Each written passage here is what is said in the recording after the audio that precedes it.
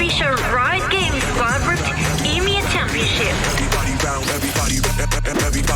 we know we get hype. Everybody round, everybody round.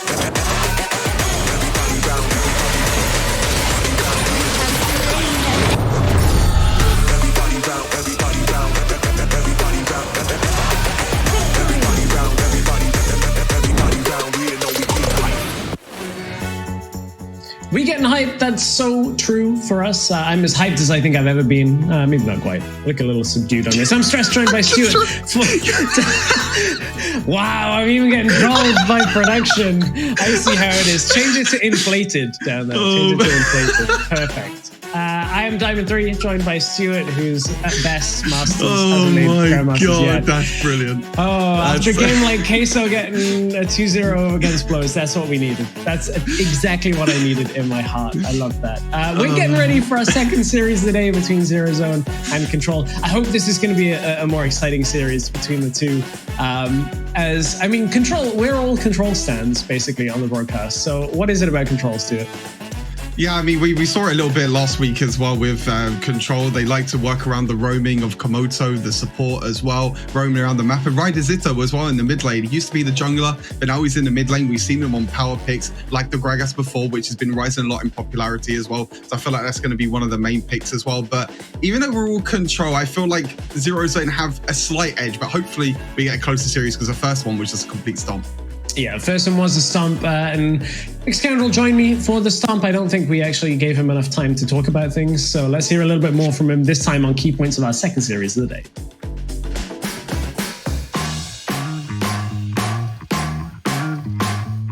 Thank you very much, James Diamond3 O'Leary. We are jumping into, obviously, our next series of the day, and I think I want to start off with some of the Zero Zone drafts. I think they're a team that clearly, I think on paper, people are expecting to win here, but they haven't quite adapted to the recent meta shift that we've seen a lot of teams run towards. And I think for Zero Zone, I want to see them go towards more teamfight heavy teams. I think they need to exploit that and win, as we've seen many of the better teams do, around objectives and essentially snowballing from that point onwards.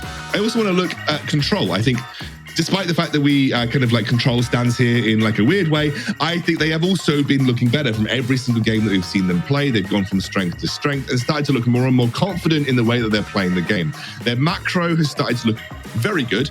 And I think, if they're going to have an edge in this series, it will be through the roaming of Komoto and how much he can impact the game from a very early stage. I want to then move that on to the discussion of bot versus top and mid. I think Control need to win through the bottom side of the map. Like I said, Komoto's roaming and using that as a leverage to get themselves a significant lead. I think if left to the game's own devices, the strength of the solo laners from Zero Zone is going to take over. I think that's going to be an issue for Control overall. Going to hand it back to our boys, Diamond3 and potentially Master Tier. See you soon. All I'm going to say is there's only one of us that doesn't regularly play with pro players and get carried, and that's me. So that's why I'm stuck down. If any of the pros want to come and take me out of Diamond 3, I'll totally do that. But it's a hard-earned Diamond 3 badge of normally plays above their rank that I have in your crappy games in Master. Anyway, let's focus in on the series. This is not about us. This is about Control versus Zero Zone. Let's take a look at the rosters for both teams and take a rundown of what we're expecting. So Zero Zone starting out, I believe, on the blue side, Patterson, Labunya, Sefiro, R Nation, and Fran. Going up against Control, that's Jash, Ferox, Ryder Zito, Eman, and Komoto. Some big names. I think Patterson's been one of the players from Zero Zone that I like the performance of the first couple of weeks. We also heard him in some interviews, and seems really well put together. Some real strong top lane players in the league right now, and I think Patterson's a dark horse there. Yeah, I think Patterson has definitely proved that he can be one of the best as well. He likes some carries in the top lane as well. And then Scoundrel spoke about it as well with Sefiro as well, the kind of solo laners for Zero Zone, which I think have a little bit of an edge over Control. And if the jungler can play around them solo laners, if you can get Patterson or Sefiro ahead, we'll have to see and wait, we'll find out. But I think that's their kind of game plan going into this, trying to get them solo laners ahead. Yeah, totally agree. We've seen mage performances out of our nation as well on the Morgana. Make sure that those of you in chat get your votes in for the predictions. I'm expecting this one to be a whole lot closer on the predictions than the 90% we've had the last couple of days. On the side of Control, I think when they've looked best, we've already mentioned it before, it's about Komoto on the supports. We saw the Galio, like 4-person stun to deny, or taunt I should say, to deny a Baron steal attempt last week. Like, that's the best that Control have looked in my mind. Yeah, 100%. We all kind of mentioned it already, you know, Komoto on the roaming supports. I think that's going to be a big priority as well in this draft. We've seen a little bit more priority on them AP carries, a little bit more priority on the supports in the first rotation as well, so you can ban out a few. But Olaf's one champion that we saw in the last series. Zero Zone not going to give that over to WREC this time. No, that's one of the picks that we've seen just run rampant now for a few days as well. So, you know, rightfully makes it onto the ban list. We'll see whether we get the Yuumi ban. There it is, from Control not wanting to play up against that. A couple of picks have found their way all the way through the draft. Like Jax was getting banned out a lot, partly for the priority with Yuumi as well. But last series didn't get banned at all. Zed off the table for Zero Zone this time around though. Yeah, Jax did get a slight nerf in the previous patch. His attack speed did get lowered, but not by that much. It's not that much of a difference, but I feel like teams are just going towards more of like these team fight junglers, less of a more, you know, I guess you can call it a split push junglers in a way, which sounds really, really weird, but that's kind of what Jax does. Jax just likes to farm early, and then when you get into the mid and late game, you can go into the Baron lane or the duo lane and look to roam around. And that's the really important ban there actually from Zero Zone. I really like that Thresh ban, kind of denying the champion pool already for Komoto. He still has Galio, which we saw last week as well, him perform really, really well, but Fiora and Garen banned away as well. Pretty standard bans to be fair, but there's a lot open, and Gragas is one of them. Yeah, Gragas is one. We've seen the Jace priority set, actually super high priority right here. I wouldn't mind seeing like Gragas Galio picked up here. That's a lot of like magic with a tank situation, maybe the Lee Sin in place of one of the two of them. But I think those are two picks that I think Control should be looking at. Jace, we'll see whether they go for it. There's a couple of other jungle picks like the Kha'Zix that we've seen a few times available should Ferox want to go for it. Rakan does a similar job than what we were expecting from Komoto. Roaming, engage, gets the fight started.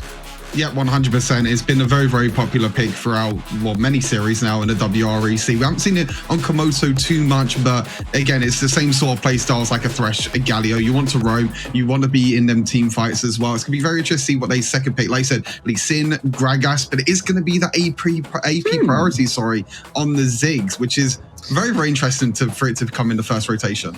I do wonder though, there's a lot of diving picks available, like Camille is still up, Lee Sin is still up, like these picks that can get to Ziggs now that he doesn't have Thresh alongside and can really cause problems coming in from different angles. So I wonder whether Zero Zone will opt towards that style now and really try and pressure out Eman's Ziggs. I think Gragas does a similar job in the way that we've seen like players like Vex play it. Getting that body slam flash cask range is huge, and Ziggs is going to struggle to put enough distance in between. There's the Camille as well. This is exactly what I was a little bit afraid of.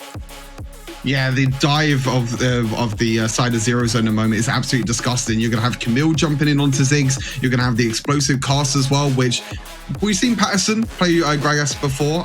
We've seen Patterson play Camille before, and we've also seen him play Set. So it's a triple flex here for the side of Zero Zone. Obviously, the Gragas can go down to the support role as well, but it makes it really, really difficult for Control to actually ban out champions now, because you don't really know where these champions are going to go, and you don't really know what to ban out. Obviously, they're going to be picking up the Darius, which is most likely going to be in the hands of Josh. They're going to be banned in away the Varus for now, and Kha'Zix is going to be banned away for Zero Zone. So kind of denying the champion pool of the jungler moment for Zero Zone. But yeah, I would be really, really worried at the moment if I was on Control, and especially on E-Man. And I feel like with these picks towards AD carries taken away, Zero Zone will obviously be looking for their bottom lane. Control need to look for some kind of disengage. Lee Sin would be one from jungle. It's not that reliable.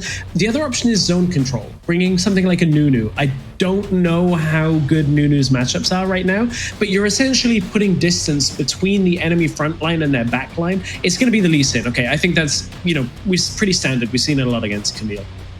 Yeah, I'm surprised that Lee Sin hasn't been, picked or banned all the way throughout this stage. You see a lot of high priority. Oh, there we go. Seraphine, we've seen it a bit over the last few days, this weekend as well. Again, the team fight. But a really strong thing about this as well, and also Nakali, so this is going to be a Seraphine Gragas in the duo lane, which is quite interesting. Probably set jungle, Camille top, Akali mid. The great thing about Seraphine, which is a very, very old combo, I remember playing this. Again, I'm talking back at Origin Series and ESL, but Camille and Seraphine, if you lock down the champion with the Camille ultimate, with the Hextech ultimatum, you can follow that up with the Seraphine ultimate as well. And if you can hit the Camille, it will extend the range of the ultimate as well. So again, it's just more about locking down the champions for control, especially the Ziggs, and trying to wombo combo the Ziggs as well. So the Ziggs won't have enough time to throw the bombs and do a lot of damage. Yeah, that's my worry, is like that Seraphine ult going all the way through the team fight, hitting multiple people, and Akali brings you finishing damage. Like she's going to be able to execute those picks really quickly in the backline. So Zero Zone have a really strong dive potential here that I don't know that Control have brought enough to actually dissuade.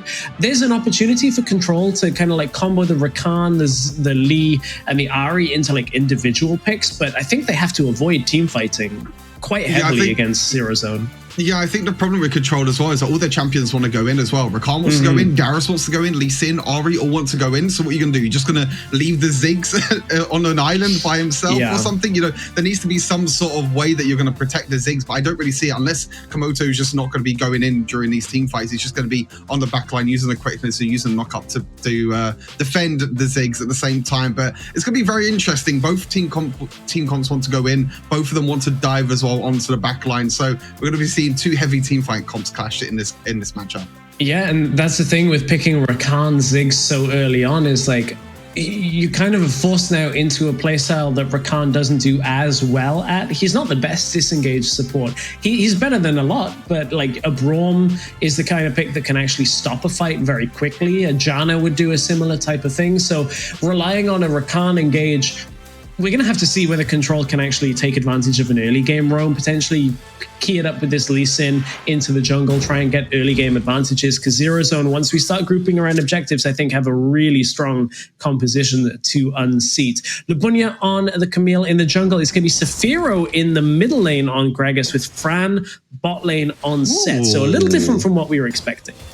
This is very, very interesting. And Komoto and Iman are going in, but Fran's going in as well. Oh, God, the pullback on two of them, as Fran is now caught between two as Iman drops low, still has his heal and his flash available. It was an exhaust used by Komoto, ignite used by Fran. Everybody else gets away, and now Seraphine gets to do a little bit of the sustain in the laning phase once she gets access to her heal.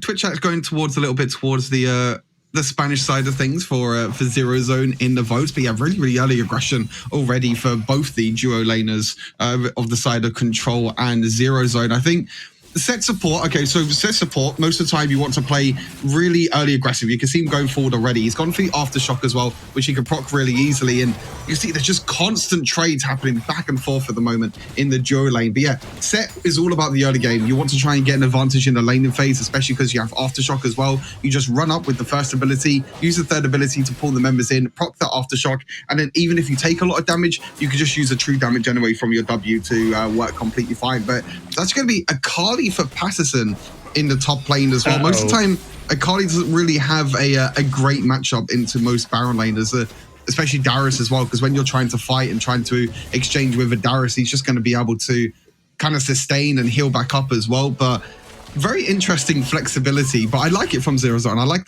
this flexibility. Yeah, Control in the bottom side. I thought Iman was in trouble as he was very, very low while Lubunya was taking the crab. Wow. Okay, this bot lane is really not going well for Control. Iman forced back again, down on experience already after those first few engages. And this is a problem with picking your bot lane so early on in the draft and picking them blind, is it gives Zero Zone all the freedom in the world to just know what they can pick into it. And they've picked this Seraphine, which has pretty high damage and good engage potential with the set. And it can just out-sustain the damage that Ziggs can do in the early game.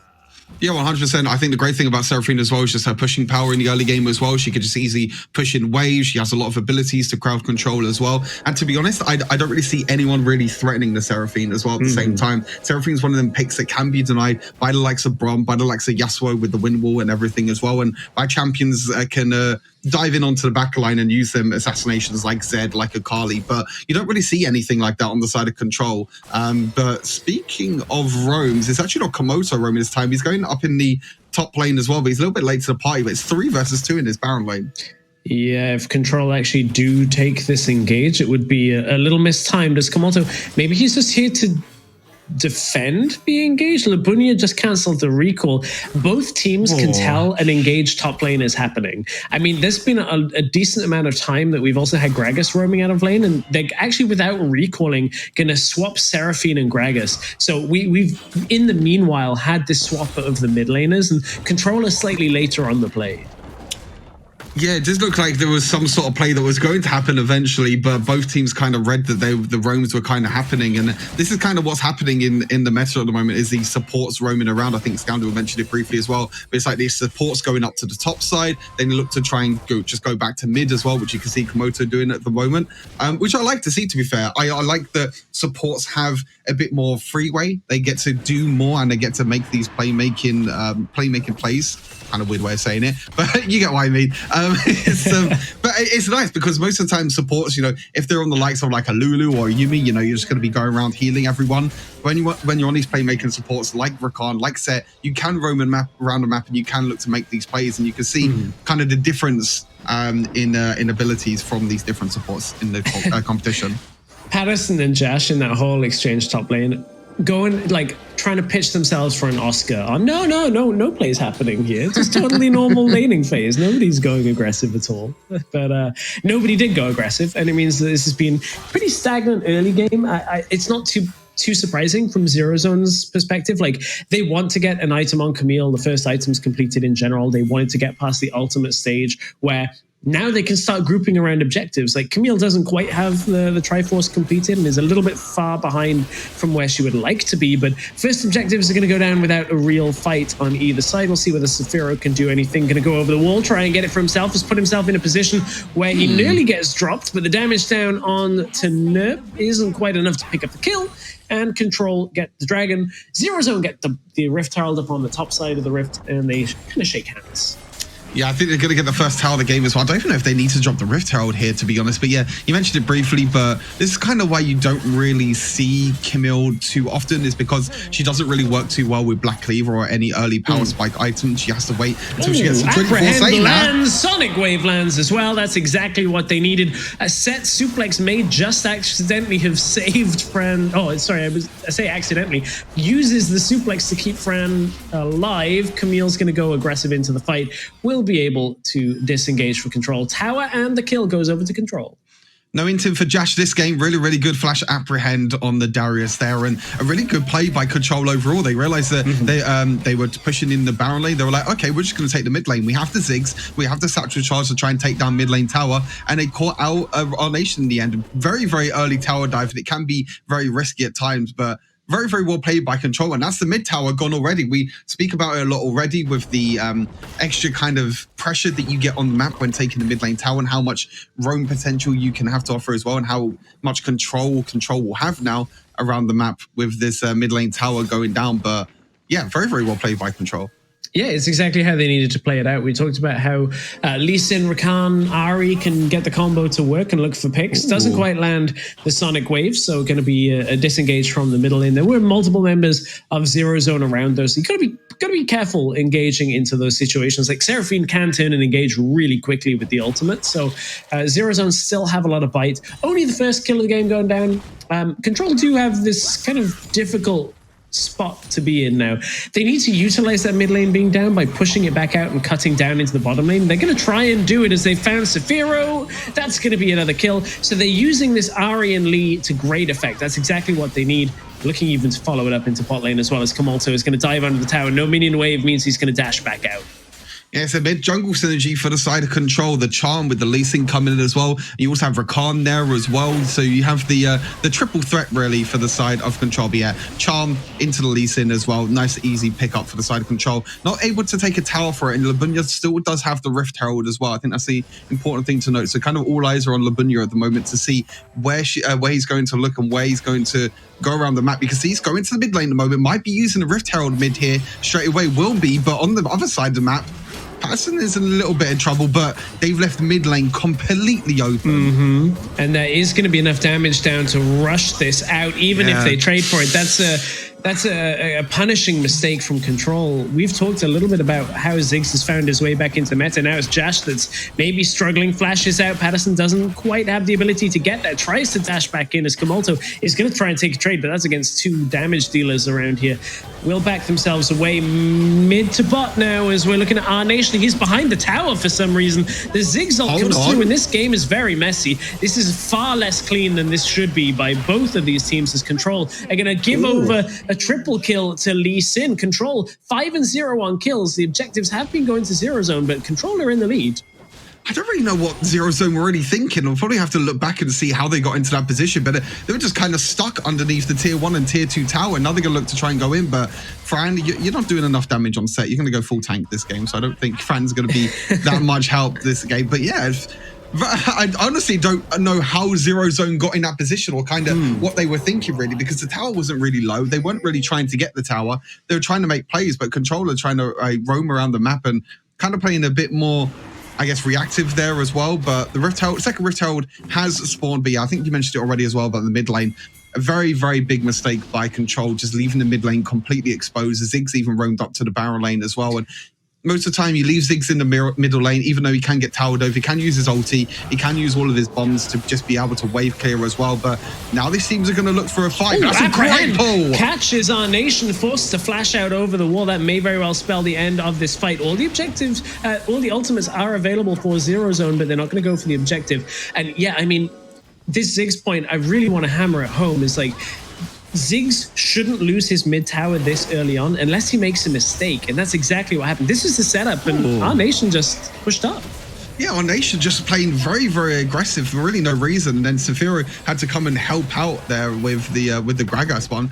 Unfortunately, wasn't able to. As we go back to live, a little bit of exchange back and forth, but Control, they have two dragons at the moment. They're looking towards this Rift Herald now as well, and Control not looking too bad. 5 kills to 0 at the moment, about 3,000 gold lead, but this game is a lot closer than our first series, but it's something that we came to expect.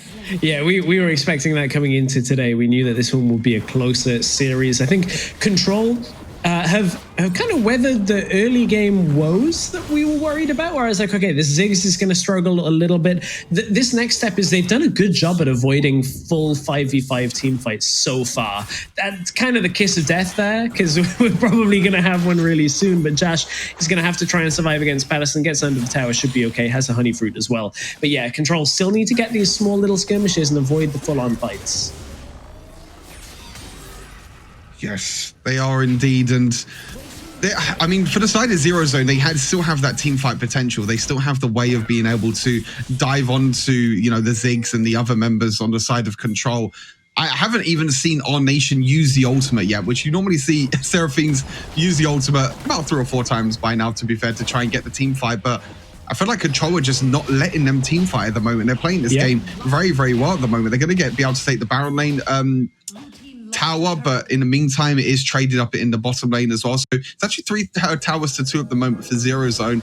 So they have all the outer towers available, but again, it's Control that's kind of playing this split game at the moment. It's kind of what we said in draft, about the Ahri, the Lee Sin, the Rakan, trying to make them picks as well, because they don't really want a team fight against Zero Zone. Because I feel like if a team fight does happen, then it's going to be very, very difficult. I like this though. I was about to say, Control needs to transfer the pressure down into bottom lane, and what they did was use the Rift Herald top side, push out mid, control the jungle down into bottom lane. They can't quite get it, but what they were trying to do was actually really good fundamentals. This is like making sure you're continuing to utilize the fact that you had to push top into mid, into bot. Good for Zero Zone though, that Patterson was able to get there in time, and just not quite enough vision through the jungle for Control to actually take and engage. But still, it was a good attempt at what they were doing. Yeah, exactly. Yeah, push Baron lane, push mid lane, try to roam into the dual lane, but unfortunately not enough vision. But they do have a lot of vision on the map, though. A lot of wards going down by Control at the moment, just getting that deep vision in the enemy jungle. And you can see the Control are in control of this game at the moment because of that deep vision and for them being able to take the towers and everything as well. And it kind of shows the early game presence that this team comp has with, you know, with the likes of a Lee Sin, with the likes of an Ahri as well. It's just going to be up to Zero Zone now. They're playing very, very passive at the moment. They're not really going for anything, but I feel like they're just waiting. They're waiting for this Akali to ramp up. They're waiting for the Seraphine, which, interesting enough, the Seraphine's gone for a run of ages. So trying to be a little bit tankier against the likes of Lee Sin and Darius, I might be diving onto her. I think the one problem Control have right now is with the neutral objectives coming up, they can't rush down Baron particularly easily, and Dragon is going to force a fight. I think for Zero Zone, they can say, okay, all we have to do is deny some kind of sneak Baron attempt. This is beautiful roam on forcing Sephiroth to flash away. It's going to take the turret down. Control playing this very well. As long as they can now regroup in time for Dragon and stop it from going down, they might be forced into a fight here, and that would be the danger. Honestly, I don't even think they need to take Dragon at this point. Komoto's going to try and go in for now. But yeah, again, they're just using their minion waves so well. They're pushing the minion waves all across the map, and they're using that triple threat roam as well and kind of the support jungle synergy. But here's where the team fight happens. But Lee Sin has Guardian Angel. Komoto. Double charm into the apprehend is going to delay the beginning of the team fight, and that Seraphine ult does not hit everybody from Control. It's still a good start from Zero Zone, though, as in goes Akali for the cleanup. Right as Zito is going to be able to at least put enough damage to turn this one back around, and that did not go the way that Zero Zone wanted it to, and they still managed to deal damage to Control. That wasn't perfect, and Zero Zone will lose out on the Dragon here, but you can see the bite that this composition has. In goes Lee Sin over the wall, and that's going to be enough to disengage. Fran dropping very low, but it's not enough to pick up the kill. Are Control going to go towards the Baron here? They pick up one kill, and they're going to motion towards it. A little bit of split decision-making. Yeah, Ryder, Zito, and Nerp want to try to go in, but then E-Man and Joshua around the Baron. This is going to be a very, very slow Baron, and Severo's already back alive. Fran's going to be back up alive as well. I wouldn't be surprised if the teleports goes down, but they need to get hit quick, Zero Zone. It's a very, very slow Baron take. They have enough vision through the top side that they can track Lubunya and Sephiroth. Lubunya is actually in the top lane. I don't think that they thought it was going. Had Lubunya come immediately, I think maybe there was a steal on the cards, but that smite is going to go down from Lee Sin, and the escape over the wall from Control. It was close, but Zero Zone can't close the gap. Control will take full control of this game now with the Baron.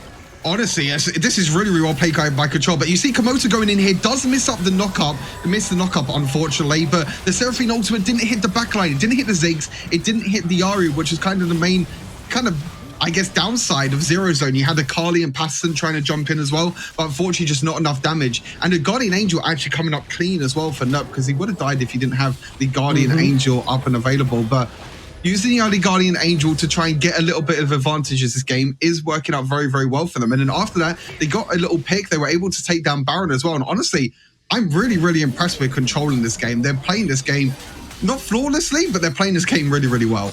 Yeah, it's playing really well. Like, without meaning the pun, they have been in control of their decision making. Like, this is what you look at when you look at a team that know how to play their composition out and know how the macro needs to be around it. Like, they've done a great job at avoiding straight up 5v5 team fights, which is hard in Wild Rift. Like, the neutral objectives normally force so many specific fights, and now with 3 lanes of Baron Duff minions, like, it's hard for Zero Zone to clear this. Seraphine has magic damage wave clear, so does Sephiroth, so does Akali. Like, it's hard for them to actually get these waves clear, and Komoto's going to go aggressive in the bottom lane. Patterson gets caught by the Ziggs ultimate, forced to stasis into the apprehend on Jash. Now Set is going to pick up the suplex, but there's like no damage to follow through. And meanwhile, mid lane, E-Man's already taken down the mid inhibitor. Top inhibitor has gone down as well, and now Controller looking for the bottom one, already half health, a number of cannon minions baroned up. And we're basically at a stage that Controller very quickly picked up all 3 inhibs.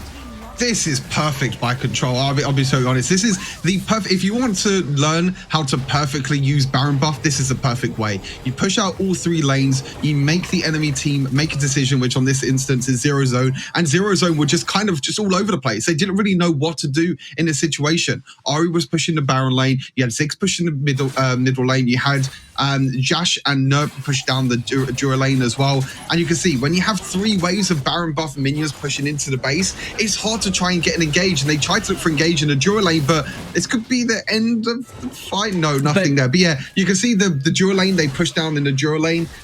They were able to kind of pull the members of Zero Zone, which allowed them to get top lane and mid lane inhibitor, and then all they had to do was group of 5 at Dura lane and then easily take the triple inhibs. We've seen teams that in that case would have just gone aggressive anyway, but I think this bot jungle fight or attempted catch on Lee tells you exactly Control's way of playing. Somebody said, no, back away, heal up, and now they're going to look for an engage in the bottom lane as that's Akali already out of the fight as Patterson gets blasted. Komoto goes through 3, goes through 4, into the fountain, doesn't even matter because he's going to set the team up. He knows he was there to trade, but hold on as the sustain comes through on the back end of the fight. Our Nation very, very low. It's gone a little bit awry though, as that's the Seraphine presence that we've seen, and Our Nation survived through. Control overextend. The first time in this game, Control looking a little bit shaky, but they still have the 3 inhibs down. Elder Infernal is on the board whenever they want it. Yeah, I don't think they really need to go for the play, especially because, like you said, the Elder Infernal is up as well, and I feel like if they...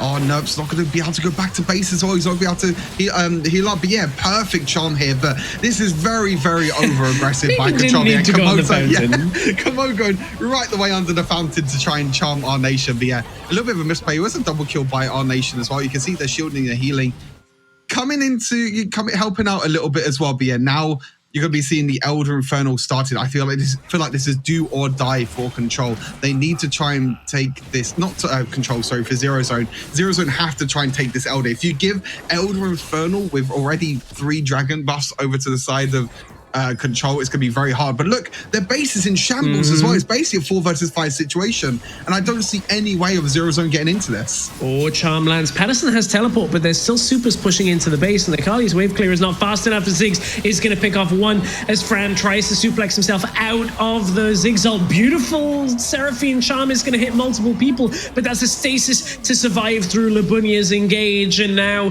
Control. They haven't lost anybody, whereas Zero Zone are 2 players down. Super Minions pushing through mid, Super Minions pushing through top, and that's already the GA proccing for the 2nd time. Jash is going to try and get 1 as Patterson is going to even it up, and the rest of Control will push down the Nexus to take the first game against Zero Zone for the most part in very clean fashion. Very, very impressive performance by Control. I mean, we said coming into this, it was going to be a very, very close series, but Control played their team comp pretty much perfect. I think we only had about 2 team fights in that whole game, which is very, very rare when it comes to Wild Rift. But the rotations around the map, it wasn't just Komoto this time. It was the whole team as well. Just rotations, just being able to get picks like this as well on Our Nation. They made a little bit of mistakes here and there. The overextension into Nexus, which Komoto will probably think that it probably wasn't the best idea. And obviously the mid lane play as well, where they gave up mid tower pretty much for free because they roamed 4 players to the top lane. But overall, a very, very strong performance by Control, and yeah, looking very, very dominant as well. Very, very dominant.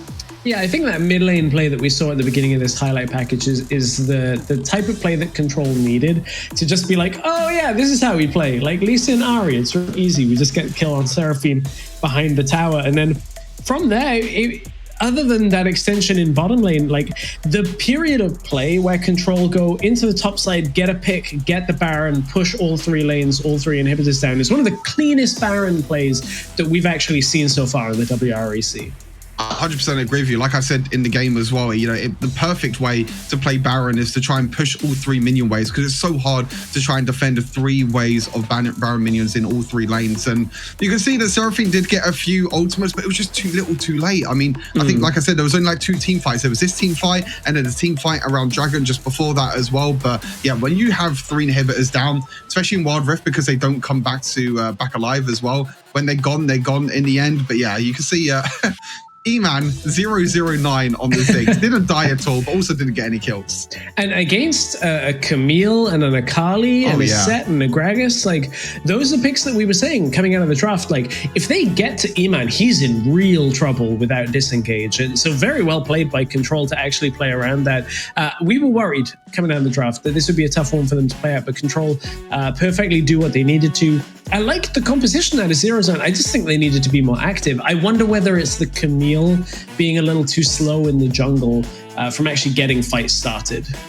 Yeah, you don't really see Camille being played in the jungle too much, as as we mentioned a little bit during the game itself, because you go for that in Trinity Force as a first item, and it's so expensive, and you just feel like you're just behind in the early game. You don't have like the Ghost Blade and the Lee Sin threat of the early game, but for the side of Control, they use that Lee Sin very well in combination, with the Rakan, with the Ahri to get the picks around the map. They kind of left E-Man on a little bit of an island, but that's kind of what you need to do with Ziggs. You just need to clear the minion waves, clear mid, just defend the mid wave, and just allow the rest of your team to rotate around the map and make them plays, which they did really well. Yeah, very well. I'm sure they'll go back and review that period where they went towards top with the Ziggs. Let's look at the play of the game. There's a couple of picks in the middle lane and a couple of fights that went well in favor of Control. This might be the Dragon team fight as well, because I felt like it was the only team fight. It will be the Dragon team fight. It started off fairly well for Control. Komodo missed the knockup, but double charm. You can see the Seraphine ultimate, I think, was absolutely key here. Not being able to land on the Ziggs and the Ahri in the backline just allowed them to deal so much damage. Patson tried so much to try and dive in onto backline. Actually did a lot of damage with Akali, but in the end, they weren't able to come out on top. And I feel like Control had control over the objectives as well, especially the Dragons as well, getting 3 Dragons, and then just that just allows them to easily get the Infernal Dragon. And when you get the Elder Infernal Dragon, when you have 4 dragons, pretty much game over from there. Really solid performance by Control in game number 1. This is a much closer series, though, than our first one of the day, so wouldn't be surprised to see Zero Zone bounce back. We'll find out in a few minutes if they can tie this series to 1 game apiece.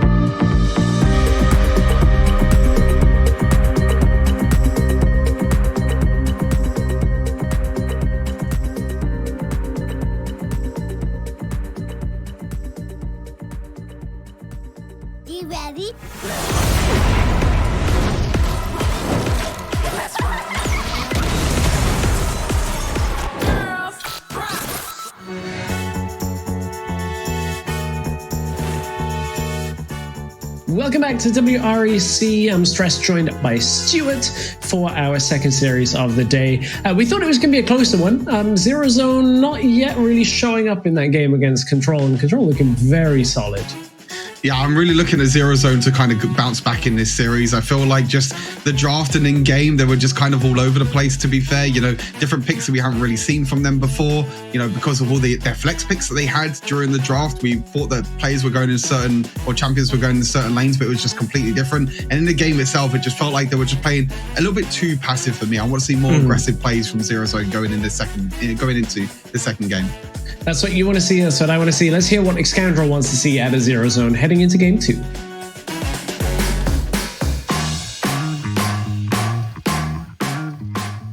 I just want to highlight some of the key moments that I felt were really important to that first game. Control roaming extremely well. They played incredibly well around both Komodo and the Ahri, and they were able to make individual picks off the back of charms or knockups or whatever you like. But they were just able to find those individual kills that kind of allowed them to snowball into neutrals or snowball into tower takes. I think that was the most important thing. Whilst they were sacrificing some neutral objectives, they were getting gold on the map. And that gold allowed them to snowball their item advantage really well.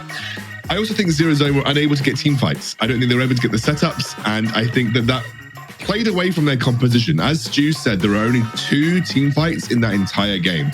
And when you've got a Seraphine and a Camille, and you're trying to make that combo happen time and time again, that's not a good look. You need to have ways of forcing team fights in a better situation. And I think there was a lack of wave control in the side lanes, and the fact that Control just said, well, you go set up a Dragon, we'll take top lane tier 2. Lots of ways that there was avoidance of team fights, which didn't play well into the Zero Zone composition. And finally, early game. Early game is proven to be key here. It was the early game rotations and the early game catches that gave Control the platform to win, and Zero Zone were just far too passive and unable to exploit the strength of their solo laners this game. They need to shape up their thoughts in the early game if they want to take Control on here. I'll hand it back to our boys over on the desk to take us into the second game of this series.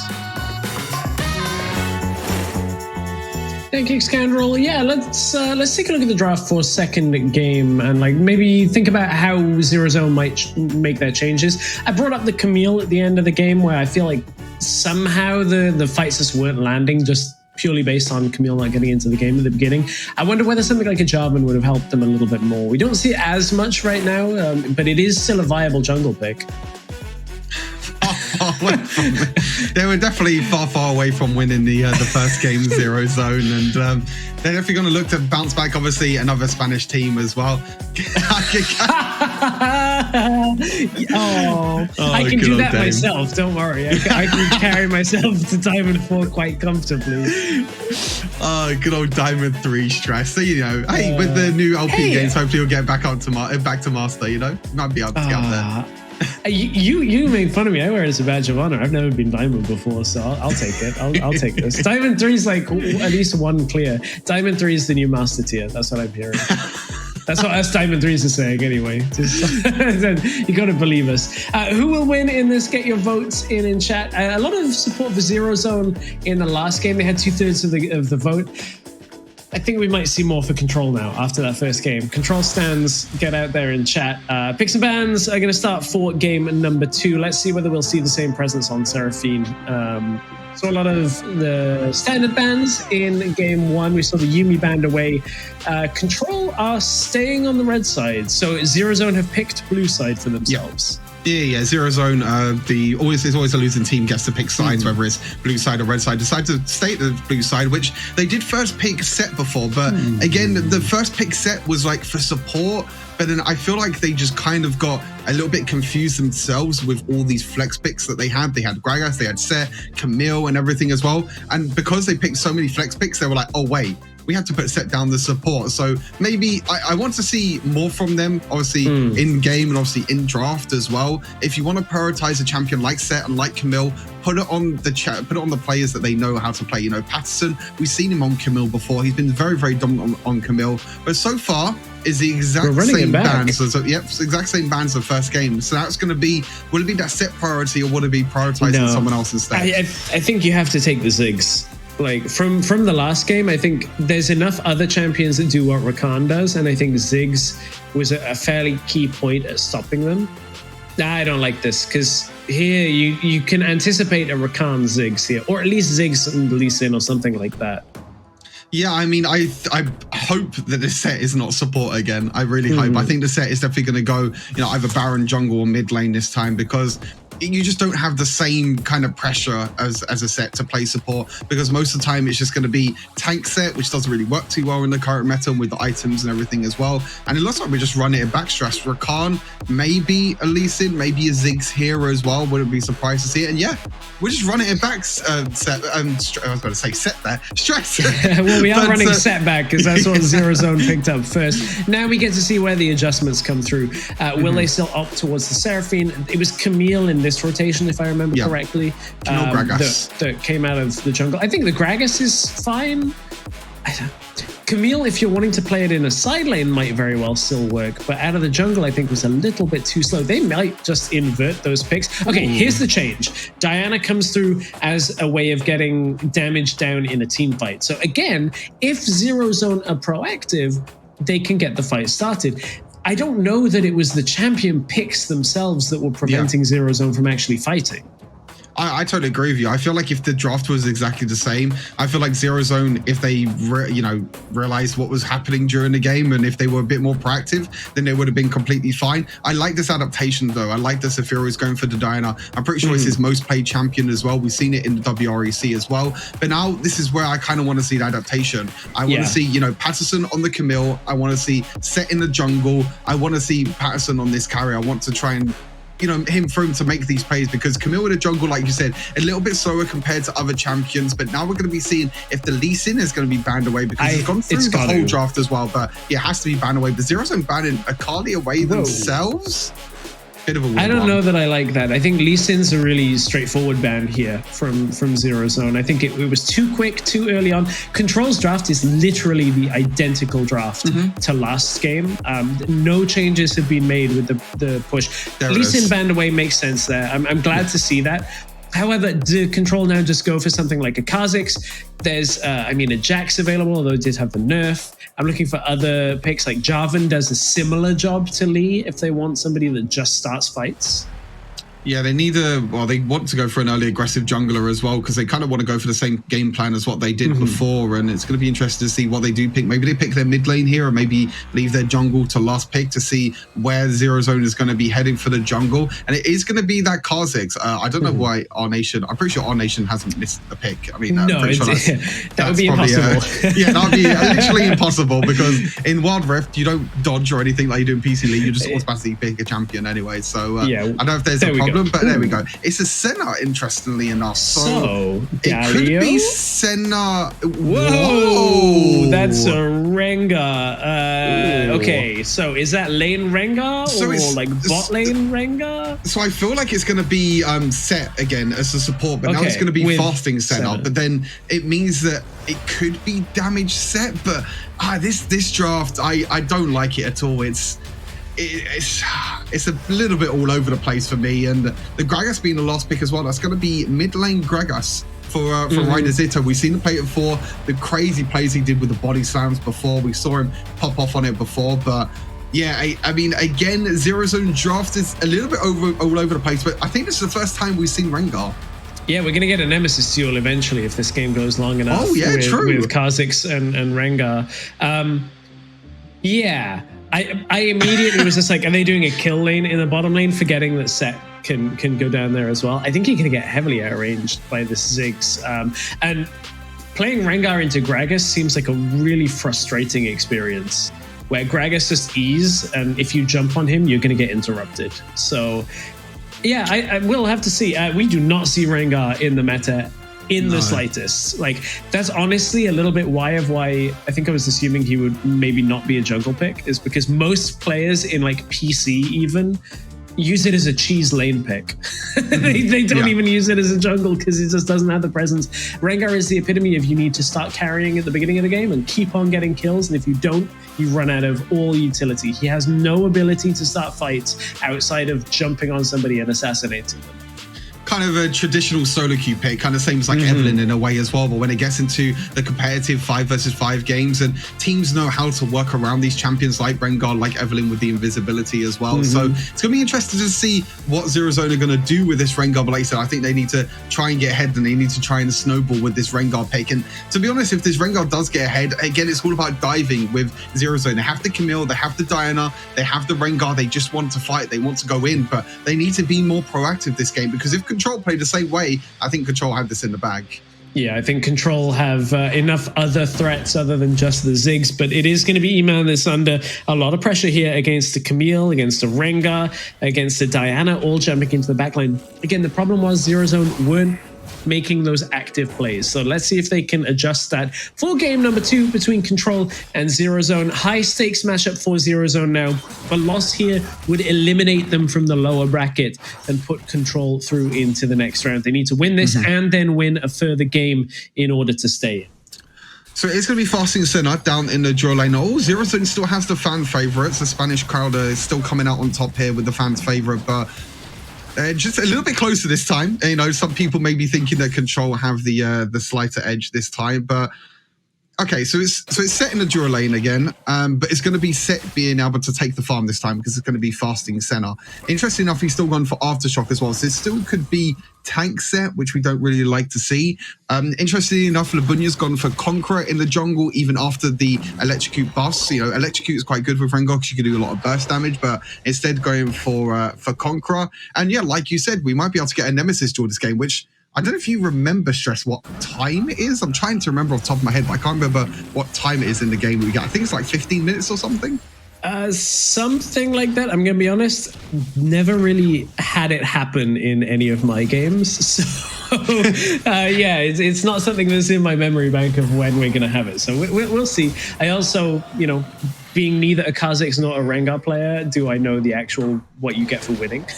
I know what it used to be all the way back in PC, but I'm pretty sure it's the same as PC League. So Kha'Zix gets his 4th evolve, he allows the Force ability to get evolved, and then Rengar gets full stacks when he ulties, if I remember correctly. And I think when he ulties, it doesn't stack up over time. He just gets a full stack straight away, if I remember correctly. But we'll have to wait. I mean, that's like 10, 15 minutes away. We'll have to wait until we get to that stage. But yeah, early game at the moment, a bit of an even trades all across the map at the moment. No early aggression yet for the side of Control, and I don't think Control are going to have that early pressure that they had last time. They got a Kha'Zix this time. They don't have that Lee Sin for the early pressure, but again, it's Komodo up in this Baron lane, just going to be pushing in the lane wave at the moment, and again, we're probably going to be seeing the Dura lanes go to the mid lane now as well. Yeah, we'll eventually see that swap come through. As Zito may be in trouble here, as Labunya was trying to stealth his way into the lane, and Saphira getting a little bit of help here from our nation to push it back out just in time for those the neutral objectives to spawn. We're a little early though. This is earlier than we normally would see it, as Fran is the one pushing the bot lane out. E-Man, nearly level 5 himself, now has ultimate available, so we'll be able to swap into mid lane and defend it. I want to see Control do that better than they did in the last time. Yep. Hopefully they do it better this time. But yeah, you can see the kind of problem with Rengar already, to be fair. I mean, he uses his ultimate. To be faar, that's the first time I've seen Rengar use ultimate like spectator mode. It's kind of cool with like all the pulsing effect with the skin and everything. Looks pretty cool. But yeah, I keep looking back at this Rengar pick because I'm just thinking to myself, like, how does Rengar really jump onto anyone unless someone's like isolated and someone's by themselves? But you have Gragas that could just, you know, jump away. You have Ziggs that can satchel charge away. Rakan has a knockup.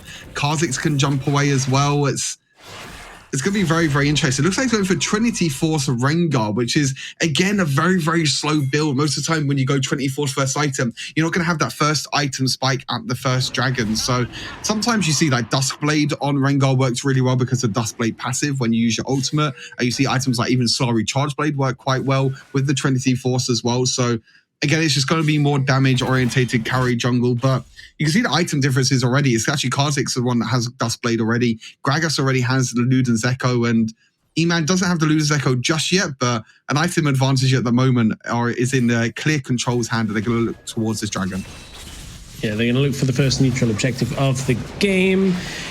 Control should be able to really take this down. You already mentioned how the itemization is not really in place, although Labunya is going to try and get himself close enough. In comes the engage, taken by Kha'Zix. There's a double knockup, but look, the low health bars might make this difficult for Control. It's actually the first kill of the game going over to Rengar. Has taken down Gragas, now looking for more onto our nation, but it's E-Man backing away. This is the pressure into the back line that Zero Zone had, and now it's Nerf taken out. 4 kills go over to Zero Zone. Dragon goes to Control, but a big gold lead to Zero Zone. Yeah, it's a huge team fight, and you can see that when they're grouped together, Control, you have the likes of Patson that can jump in on Camille. You have Sephiroth as well on the Diana. You can see the kind of threat that Zero Zone have, and Komoto's trying to defend this mid wave. He will be able to do that as well. But I feel like it actually started off pretty well, that team fight for Control around the Dragon. You had Labunya jump in, but as soon as Labunya jumped in, Komoto used the ultimate, used the knock-up as well, and they were able to get a lot of damage onto Rengar, but then he flashed away and he was able to survive, and I felt like Control just overextended a little bit. You have the Dragon, just back off, just disengage. You don't need to engage and make these crazy plays because you already have the Dragon, but they went a little bit too far, and it allowed Patterson to come into the fray. It allowed our nation as well to do a lot of damage onto the backline, and now it's a goal lead for Zero Zone. So this is where we're going to look now and see, okay, how is Zero Zone going to use this gold lead? How are they going to be able to rotate around the map with this Rengar and try and make the picks around the map? Yeah, that is a key point of this matchup for now. I can report back, I found out about the Nemesis duel. Both champions have to be above level 13, and then there's a few other conditions they have to meet, just of not dealing damage or taking damage, but it won't happen every game, so we don't know. But Patterson, this isn't a duel if there's 3 people here trying to chase him down. Charm lands as Patterson's going to flash his way out. Ziggs bomb does the damage, but Patterson really well played to get out of that situation, makes full use of the utility and the mobility of the Camille. Again, there's objectives over to Control, though. Looks like they are going to take the Rift Herald, but it is 2,000. They're going in. Yeah, Rift Herald drops low, 500 health on it. It's smited once again by Kha'Zix, getting that jumps out, but there's 4 people there for Labunya. Can't quite convert the kill here. Will jump out of the bush, utilizes that mobility, and this Rengar is actually having a decent amount of success to clean up the end of these fights. I'm surprised he jumped into 4 people, to be honest. Maybe there was just cooldowns on some of the knockups and some of the abilities for Labunya to jump away. But they're going to try and take this mid tower, though. They will be able to take the mid tower, and that's not a good sign for Control, just taking the Zero Zone taking the mid tower already. And they're going to look to try and counter push here. They stopped the recalls as well. Now they're going to look to try and counter push. They want to try and use that Rift Hold. Yeah, they're going to try and take the mid lane tower for themselves. Yeah, Patterson drops low, but should be able to not get away. His Nerf is just going to jump right on top of him as Rift Herald charge comes through with the Satchel charge, takes out the mid lane tower. Control, I think the one thing that their gameplay really needs tidying up is around this mid tower. They're not as good as some of our teams is actually holding it on the back end of these objectives. Yeah, you can see the backline here, Sephiroth being able to jump onto the backline. Labunya, look at that, jumps into 4 players and somehow just doesn't die. I mean, it must have been, the knockups and everything not available, but Sephiroth doing really well to distract the members of Control on the backline as well. And that's kind of what this comp's looking to do. You want Labunya, you want Sephiroth, you want Patterson to dive onto the backline, which we didn't really see in the last game. They kind of had the same sort of play style and the same sort of comp in the last game, but unfortunately they weren't able to get it to happen. But 40 stacks already for the Senna. That is quite a lot of stacks at 8 minutes in the game. He's definitely stacking up and looking for a more damage build as well, going for the Manamune. Sometimes with Senna, we see a more kind of utility build with Black Cleaver, Iceborne Gauntlet, but this is a more damage Senna build. You're probably going to see Manamune, Ghostblade maybe with Sorader's Grudge as well. So just more damage output for the Seraphine instead of being more tanky and going for that utility. Yeah, I feel like they're just trying to get as many members of Control low so that this Rengar can hop through the back of the fight and pick off the low health targets. Control are going to try and contest this Dragon. It's basically a full 5v5 with everybody down here now as Komoto is going to go in. Already does some damage to Labunya, and there's the Hextech Minefield. That's a beautiful pull-in from Cetus. Kha'Zix is into the backline, ripping through the team. Josh has fallen. Kha'Zix can't quite find the kill onto Fran. Looking now for the resets as Patterson is low. Double kill already, triple kill to start this out. It's an old school from the Kha'Zix, ripping through the back line as Sephiroth gets himself the honey fruit. It's only a matter of time. Shout out to T-Man on that one, as that's an unstoppable Kha'Zix. It's 7 kills to 6 in favor of Control. I was not expecting that stress. I'll be totally honest with you. I was not expecting that. But yeah, I mean, this is a 4 versus 5 situation. You can see Patterson is on the back line and Komoto with a great engage here. And you can see Nerp is just on the sidelines. He's using his ultimate, jumps straight onto our nation and assassinates as well. And you can see low health bars across the map as well. Labunya really, really low. Fran really, really low. And this is just what Kha'Zix loves. You know, being able to jump in, being able to get the resets with the jump as well. Is level 11, so does have the Q and the E evolved, so he can get them resets. And yeah, pretty much a very, very clean fight for Control. And you can see again, Zero Zone not really on the same page. Rengar started off the Dragon, but they weren't all there together. They were kind of a little bit split, and Patterson was there as well. But the Bunya's going to look to jump in. But look, who do you jump on? As Labunya in this situation, you jump onto Jash, but then you're just going to get pulled and just going to get one shot. I mean, this Rengar pick, I mean, it's something a little bit different, and we like to see, you know, different picks and unique picks, but I don't feel like this one's going to work out. Yeah, it's one of those picks that's really, if you pair it with an Orianna, you get the ball delivery system that can work fairly effectively. On its own, like, yes, they're going to try and get some of the damage down at the end, but the teamfight presence is just not there in the way that Zero Zone need it to be. And I just think there are better picks to get a fight started. That's my issue with it. Yeah, I'd say review and Control again. They've already taken 2 Dragons. They're going to take 2 Rift Towers, but Zero Zone going to try and fight.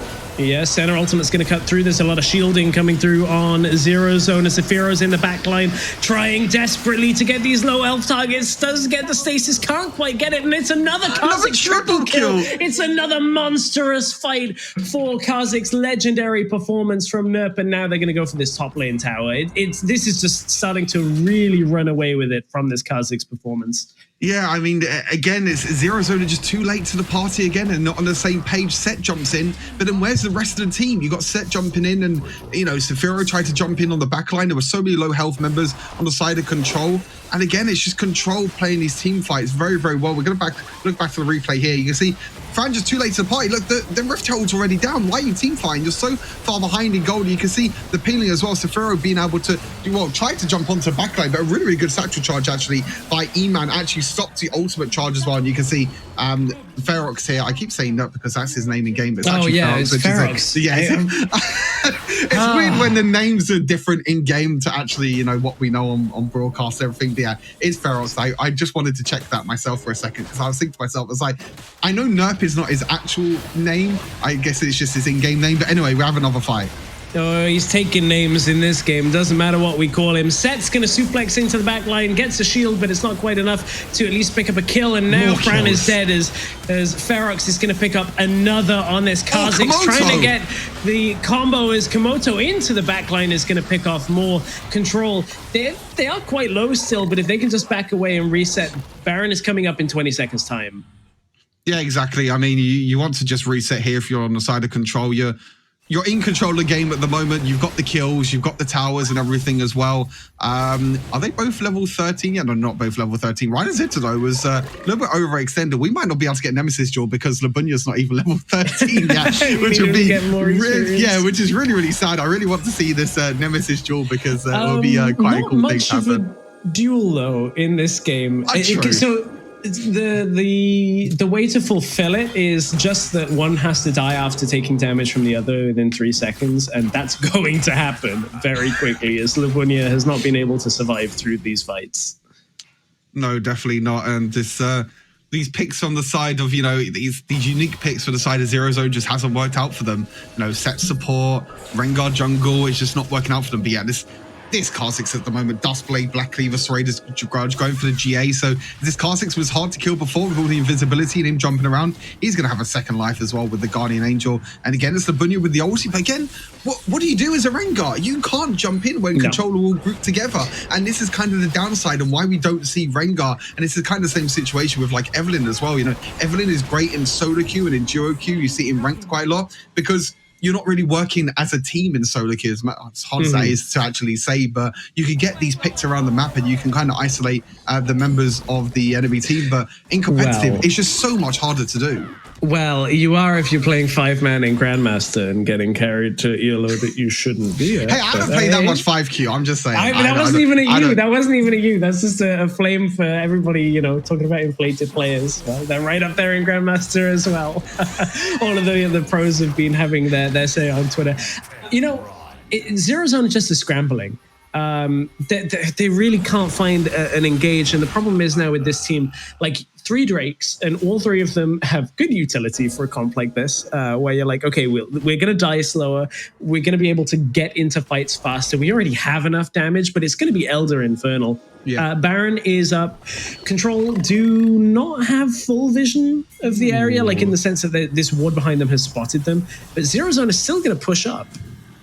Yeah, Labunia's there as well with the ulti. They know where they are, but they're still going to go in anyway. Yeah, fight's going to start. Lots of damage up front from that Ziggs ult, cutting through the lineup. Sephiro barely left on any health and jumps back in, will get dropped to start this fight. Apprehend on 3 into the Kha'Zix. Damage is going to shred through Zero Zone. Zero Zone, 0 health for this game. 4 members down. This Kha'Zix is legendary, and Control are going to push through the middle lane.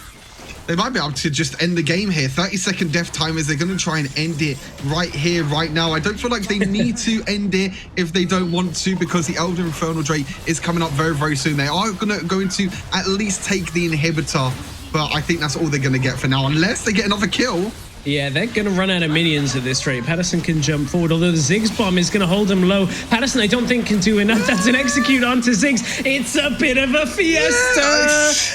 Come on, it's just going to be Ferox alive. I was going to say, like, I don't know that they can end this. It's still critical damage done to the base, but there's a world where Zero Zone rush out for this Baron. Yeah, that's exactly what I was thinking as well. It's a very, very big overextension. But again, it's Komoto. Look at Komoto on the backline, just being able to charm all the members. That means that they can't really do much. E-Man in the backline as well, using stasis just to deny that dive that we know and love from Zero Zone. They want to try and do onto this Ziggs. But yeah, after that, the Apprehend on top of the body slam as well. And oh no, this is looking really bad. No flash available either. Stasis is buying the time for his E to come back up. He does manage to get back out, but he doesn't have the cooldown available to get into the pit. This is slow. It's going to be up again. Is Josh going to try and just end through bottom? I don't know that you're going to do it at this rate, because the Baron is going over to Zero Zone. Yeah, that's a real rough spot from Control. They should have ended this game. They should have at least just secured that inhibitor, backed away, and been able to take Baron. Yeah. I 100% agree with you. I think if you just take the inhibitor there, because if you saw the Nexus was kind of golden, which means it has the extra armor and the extra magic resist, which normally happens when you take 2 towers down, and then the 3rd tower is always going to have the extra armor and magic resist, so you can't fully push in really, really easily. And yeah, it kind of baited them in, and I think they got a little bit too overexcited there, to be fair, I think, for Control. I think if they just calm down a little bit, you know, they're still in the lead. Even though they got Baron, they don't have Baron, they're still in full control of this game, I feel like. You know, they have the gold lead and everything as well, but again, they just need to slow down, need to calm down a little bit. And there we go, the Nemesis duel is triggered. Rengar or Kha'Zix, who's going to get it? Well, it's for Infernal Drake when it comes up, for Elder Infernal. And I mean, Control are basically at a spot where they should win the game. It's a 2-level advantage for Ferox on this Kha'Zix as well. He wants it. Ferox wants this. They're going to try and go aggressive. The suplex to keep Rakan out of the fight at first, but in goes Ferox. That is a huge amount of damage in return. And look, Zero Zone have actually fought this back. Zero Zone, from being behind this entire game, have found Ferox. The stasis comes through. Is that it? Ferox is the only one alive. Zero Zone have managed to fight this through with Baron buff. This is it. This is a massive blunder from Control. It looked totally won. Everything was in their favor. And Zero Zone are going to take this game. They're going to even the series up 1-1. And that is a blunder from Control. Zero Zone end up taking the game. And that should not have happened. But Zero Zone 1-1. One mistake by Control. That's all it took. It was just one mistake by Control, and that's it. That's how quickly games can turn in Wild Rift. You overextended the Nexus. You try and end the game. You just didn't have Baron buff. You didn't have the minions there available to you. Patterson with the 1 versus 4 in the base as well. And that's it. That's all it takes in Wild Rift. It's just one simple mistake. Then after that, Zero Zone was able to take the Baron and just end the game. But yeah, the early game was all Control, and it was all Ferox as well on this Kha'Zix. And honestly, it just felt like a bit of a repeat of game number 1, to be honest with you. It felt like Control just controlled the entire rift. They were able to rotate around the map again and take these team fights, but it's just that one little mistake, Stress, and you just feel for them because you know that they had it in the bag. They were like, I think it was like probably like an 8,000 gold lead, something like that. And all it took was just, okay, take the inhibitor, back off, get the Baron, get the Elder Infernal Drake, and that's it. That's all you need to do. And then you can easily end the game. But they tried to go for Nexus afterwards. They overextended. They died. They lost the Baron and everything else. And then Zero Zone come back. I don't know what to say, Stress. Did we just see a team get baited by a Nemesis duel? Like, did we actually just see a team get baited into losing a one game because of a Nemesis duel? Like, all they had to do was avoid that fight. Like, and set up for Infernal once Baron dropped. Like, they had no reason to take that fight into a team fighting comp in the bot lane. Like, they had done such a good job of like denying 5v5 fights. And like, when we watched that fight again at the end, I'm pretty sure Diana hits like 4 or 5 people with the ultimate, pulls them all in, gets the damage down. And from there, like, Zero Zone's comp still had a lot of teeth. Like, surely the play there is you back away. Yeah, we're going to get it from this highlight again. Like, everybody from Control jumps in. Yeah, it hits so many people. Everyone. Yeah, I'm pretty sure it just hits everyone. I mean, it's Komodo that I feel like is kind of the player on this team that's like, okay, engage, I'm going in. But this time, when Komodo was flying in, Fran done so well to use the set ultimate, the suplex, to kind of deny the engage of Komodo. Because throughout the whole of this game, it's been Komodo diving in onto the backline, getting the charms, getting the knockups. So look at that. Ferox only died once that entire game. 13 kills. They had. It's just one little mistake, Stress. It was just one little mistake in the end. But, fair play to Zero Zone in the end as well. But look at that, 37,000 damage as well. But Sephira on this Dyna, I said in the draft as well, is definitely his most played and definitely his most comfortable champion. And when you give him the likes of Dyna as well, he can do very well. But, I mean, we talk about the control mistakes, but fair play to Zero Zone. They kept themselves in the game. They didn't, they weren't kind of doom or gloom in the end. But, wow, it was actually a pretty... It was kind of more than a 6,000 goal lead really for the side of Control. But yeah, I mean, Zero Zone in the end, they didn't let their heads down. They kept themselves in the game. They allowed Patterson to 1v4 in the base as well, which was quite a crazy defense as well. But hey, that's what happens in Wild Rift, Stress. I think that's the beauty of Wild Rift as well, is that one simple mistake with the death timers and everything as well, and how quickly Wild Rift can change as well. That's what can happen. Control getting impatient in the base, stopping. Like, they had been so composed throughout this entire series, and they kind of let their heads run a little bit. I guess that's the problem. Like, this Kha'Zix, all of the gold was on Kha'Zix. Like, every single champion other than Kha'Zix was just at a very neutral point. Let's take a look at our play of the game. I think we both know it's going to be this last fight that turns it back in favor of Zero Zone. Yeah, it's definitely going to be this last fight, and I want you all to keep your eyes on Komodo here. As soon as Komodo jumps in, boom, Fran straight away, which means that Komodo has to flash, has to dash in, but then after that, he has no real way of protecting kind of the rest of his team, because most of the time you want Rakan to dash in, use all the crowd control, use the flash and everything as well. But when you use your ultimate so early on, and when you kind of get denied by Fran straight away, it's kind of hard for you to flash in and dash back in, because your ultimate doesn't last that long. It only lasts a few seconds on the Rakan. But really well played by Fran, which I think was the MVP in that last team fight. Yeah, absolutely. That's just a weird one, because we were already way into the second half duration of that Baron buff. Even if you lose bot inhib in that moment, you're able to contest through mid inhib and then towards Infernal Drake and pick somebody off. Yeah.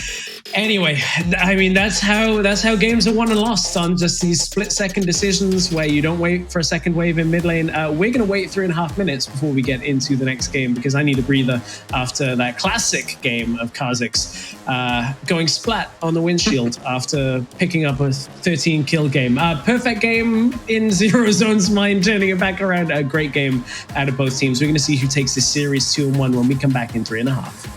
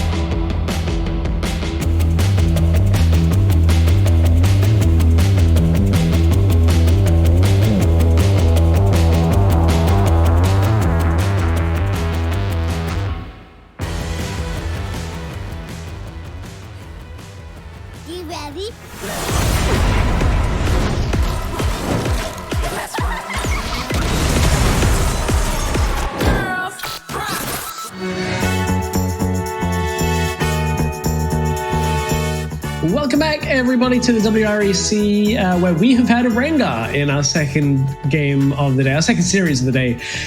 I don't feel like we should really be going to game 3 because Control basically had that game 1, but Zero Zone managed to turn it back around with one big fight and get the win. It's 1-1 now.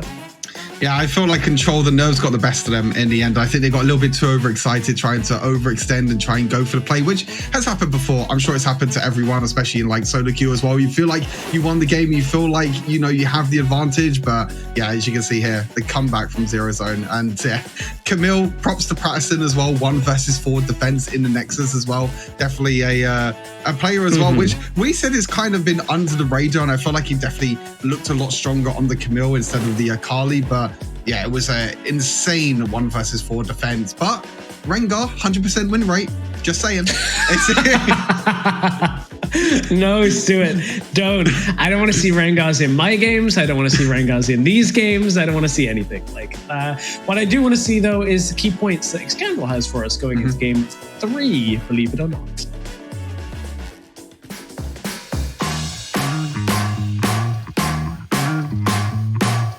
Like it shouldn't have been a game 3 there, Stress, but nonetheless, we are into our third and final game of this series and final game of the day and weekend also. It is the Control early game, though. They have such a good early game. Like, the ability to snowball through the jungle right now and Ferox is insane. As Stress said, it was a ridiculous lead for a Kha'Zix to have to throw away. But unfortunately, they overextended for the Nexus. I think is the key point of the entire game. It was just a bad call on the end. They could have taken the inhibitor tower, gone back, reset for Baron, got the Baron for free, and then ended the game cleanly. But they went for the kind of like the 1-in-5 clutch end the game right there, right now. They got a little bit over Hyphy, and it was a great Baron call from Zero Zone. They picked up the Baron really quickly and very quickly then translated it into a bot lane push with a great wave to work with. And the Senna pick came up huge along with the Diana in that final team fight. It was a 10-man Senna ultimate and a 5-man Diana ultimate. It was the perfect storm of a team fight for Zero Zone that allowed them to close things out. And unfortunately, I think Control will be kicking themselves heading into this third game. They'll have to not only reset their game in its entirety, but they're going to have to reset their mentals heading into the draft too, because that is a huge loss to have to come back from. Gonna hand it back to our boys at the desk for our final game of the weekend. Yeah, I totally agree. It's like resetting after that game is going to be the pinnacle of what Control have to do now, because they played really well in both games up until this kind of mental boom moment, and now it's a go, okay, just do exactly what we were doing again, but maybe we just do it even more cleanly, back away from that Baron.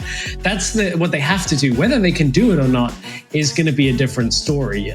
Zero Zone, I think, have looked very good on these like final few team fights, and I know that they're going to draft the same thing again. They're going to draft full team fights. I want to see them draft a little earlier on in the game. Yeah, exactly. I mean, I feel like throughout the whole of this series, like Zero Zone hasn't really like done too much. So Zero Zone hasn't really been able to.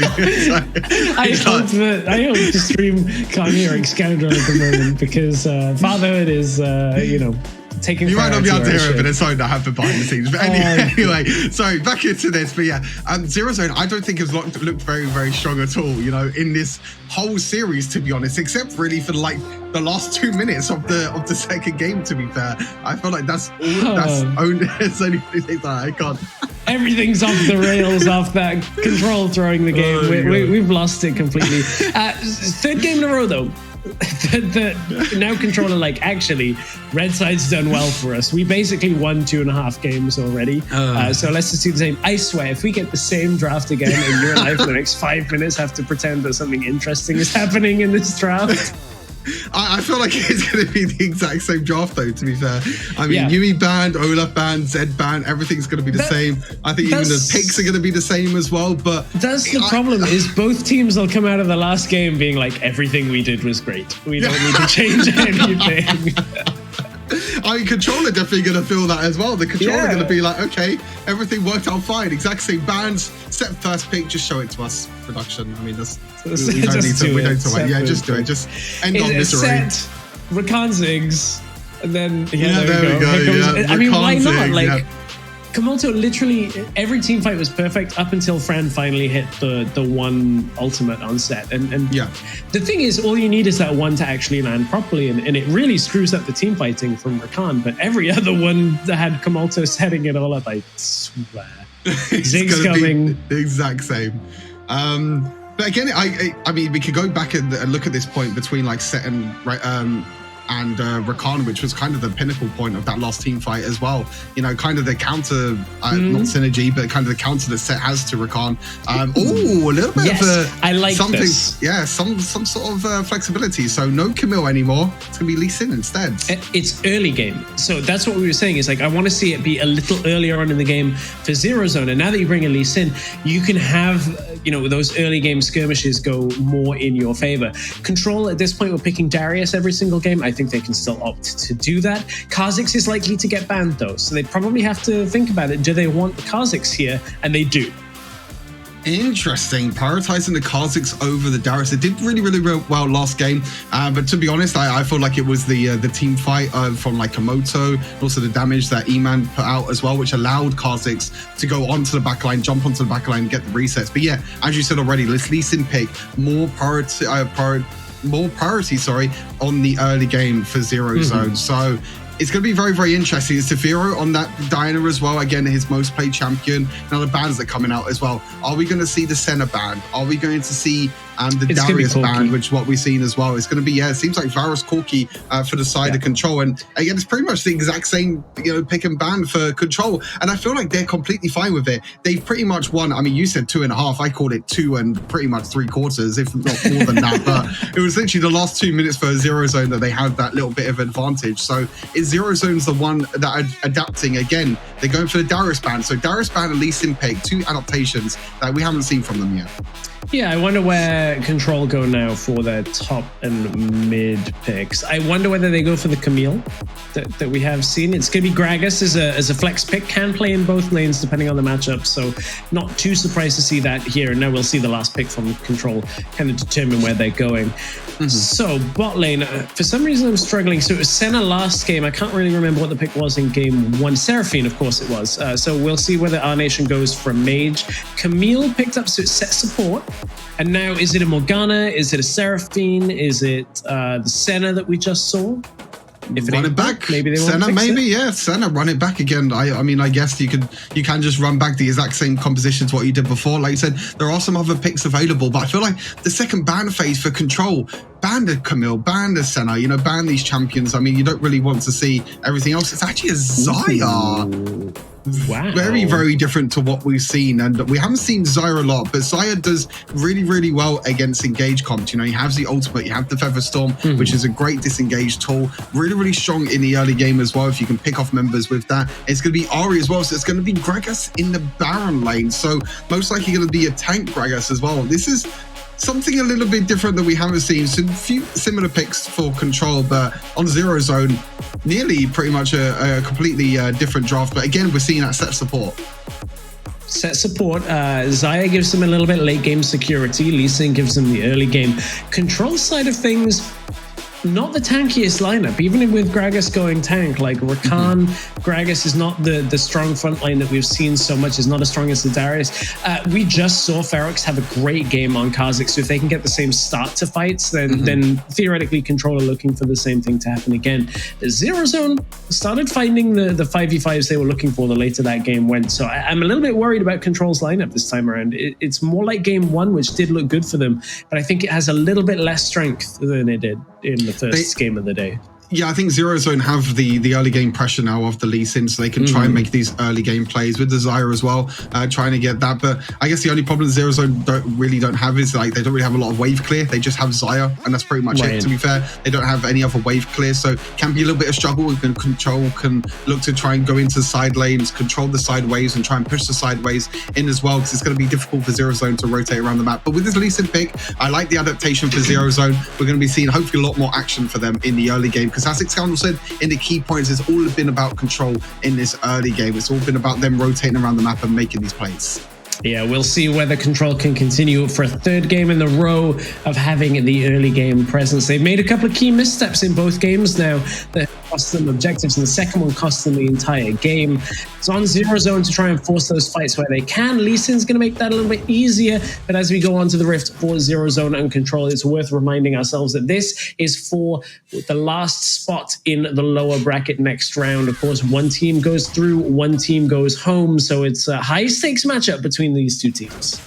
100% agree with you. They have to play Team Queso in the next round as well, so that's going to be a really, really tough ask. But yeah, it's going to be actually interesting enough. The Electrocute, and oh my god, wow, the tables are completely turned for Twitch chat now. We've seen twice as Zero Zone have been the favorites, and now Control are complete favorites for Twitch chat now. So the channel points are on the line. Control have to make Twitch chat happy, or they won't be very happy after this one if they lose all their channel points for this one. But yeah, interesting enough, Josh has gone for Electrocute, so we might be seeing a full damage Gragas in the Baron lane, which means, as you mentioned already, it's not a very tanky lineup for the side of Control. What that does, however, mean is, like, if Ferox gets these kills and gets the resets, then there theoretically is nobody left to deal damage to them at the end of the fights. But we saw how that went the later the game followed on in game 2. It started really well for Ferox, but those last few fights, they just couldn't find as many kills as they needed. And Zero Zone turned it back around with one big fight at the end. They don't have the Senate ultimate this time around, though, to keep people healthy. So it's a little bit more about Zero Zone keeping our nation healthy on this Xayah on her own. Interesting Xayah pick. Like, we have not seen Xayah much at all outside of being paired with Rakan in like one game, maybe. I'm thinking. I honestly, this might be the first time we see maybe Xayah. It's the first one. Yeah, it could be the first time. We'll have to double check that to see if it is the first time. But yeah, Xayah is this, hyper carry. Once you get into the late game with all the crit, you'll probably see, Infinity Edge, Static Shiv, all these crit items that just allow her to do a lot of damage. Again, it's just traditional AD carries that we don't really see a lot, but Labunya, we talked about Lee Sin with the early game aggression. We're already seeing it from Zero Zone. I like this from Zero Zone. I like how they're being more aggressive. They're trying to make the plays in the early game. Nothing comes of it really, because on the other side, Ferox is able to take the blue buff for himself over on the other side. But I like this. A little bit more aggression and everything for the side of for Zero Zone. Yeah, this at least allows them to have a more contention in the early game. Raider Zito might need to be careful here. Still level 5, so doesn't have access to the ultimate. Is actually going to get engaged upon. Kamulto is here just enough to dissuade the engage. So was Fran. This is, again, another game of the supports matching each other roam for roam in the second game. First game was not so clean from Zero Zone. This time around, second game and game 3, I should say, Control have been matched on the early game roams. Yeah, I definitely agree with you. It's all about the supports, really, and about them roaming around. You can see that Fran is trying to make a play here, but he's not going to be able to do anything himself. But most of the time, you just see duo laners just farm it out in competitive, and then it's all about the supports roaming around. And then this is the point of the game, 3 minutes in the game, where they might look to go back to base soon, and then go into the mid lane and rotate. You can already see the swap happening in the mid lane already. You can see they actually don't go back to base. They're like, okay, we're just going to walk mid lane, and you're going to walk down to the bot lane. And yeah, this is pretty standard at the moment for a competitive game. Again, just allowing the supports to roam around and have that, allowing them to go into the mid lane so they can roam around the map as well. No real surprises in terms of buying items and everything as well. Everything is pretty standard, but Fran has got more experience gain than Kamulto, though. That ultimate is already available. Kamulto just gets his now, so there's no real fight with that. But you always got to look for those little openings when you're on a roaming support. It's like Rakan without his ultimate is a whole lot less impactful on the game. Now has it available, so Kamulto is going to be fine for these neutral objective spawns. And this is where we look towards these first fights. Like, Xayah does not have damage early game, neither really does Ziggs. So outside of just a little bit of AoE, it's likely more on Raider, Zito, and Ferox to actually deal the damage on the side of Control, whereas it's Labunya, Sephiroth that can do it on the side of Zero Zone. They're going to go aggressive. They've already got set very low. It's stolen, though, by Labunya in this early game. Lee Sin was exactly what we were expecting. Kamulto lands the charm, but Ferox is a little trapped in the backline, picked up a double kill as our nation gets the lockdown on multiple members of Control, now slowed into the bottom lane. Charm hits the minion in the front, so Raider Zito can't get the kill on that as he's dropped low behind the tower. In goes Camille, knocked up under the tower. Flash doesn't quite land to take him across the wall. Patterson drops in front of the tower. Control lose out the dragon, get one extra kill from that exchange. Yeah, they lost the Dragon. Honestly, it was really, really well played by Labunya. He was around the back of the Dragon Pit, and you're going to see it again. If you watch Labunya here, what he does perfectly is he dashes, he uses his W to go onto the Dragon, and he kicks out Ferox. Boom. Straight away, kicks him out, and you can't use Smite that far away. The Smite distance is not really too close. And then we look at the team fight afterwards. A little bit scrappy, left, right, and center. You know, our nation in the end been doing really, really well, actually, to flash and dash away, and actually survives in the end as well. It just shows you how safe Zaya can play as well, but back into another fight. Yeah, right into another fight as Komoto has been caught, and that's the second neutral objective going over to Zero Zone. This early game has been so much better for them in getting an all-important kill on Tazaya this early. Oh, Labunya is saying, I'm finally on an early game jungler. Let me flex a little bit and control a feeling the fury early game.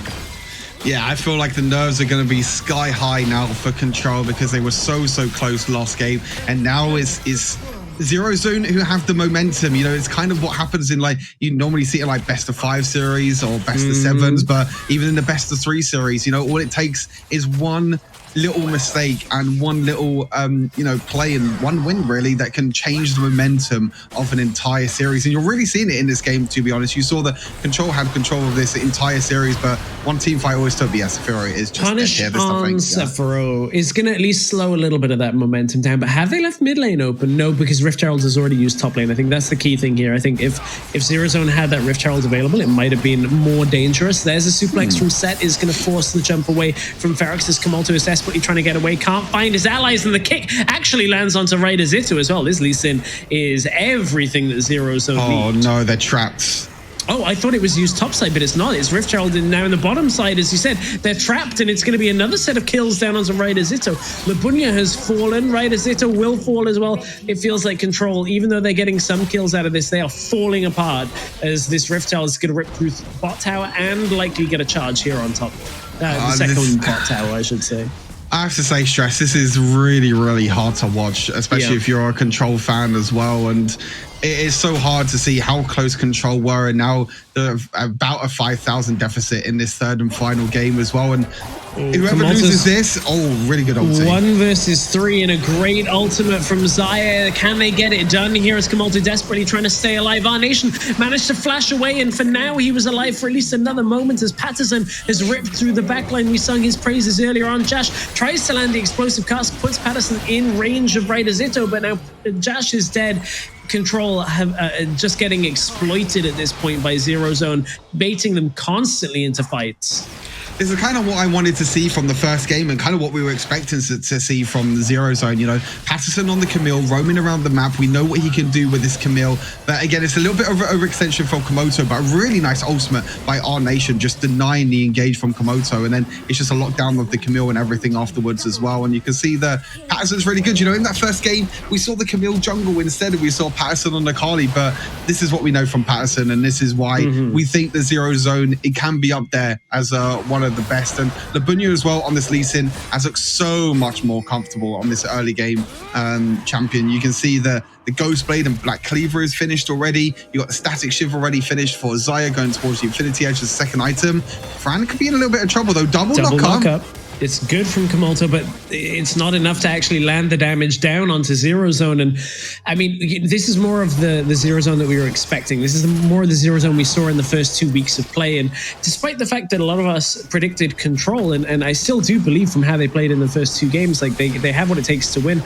Zero Zone have finally started contesting them in this early game, more from this jungle pick, and it looks like a wildly different team. And I'm happy to see that they're at least contending.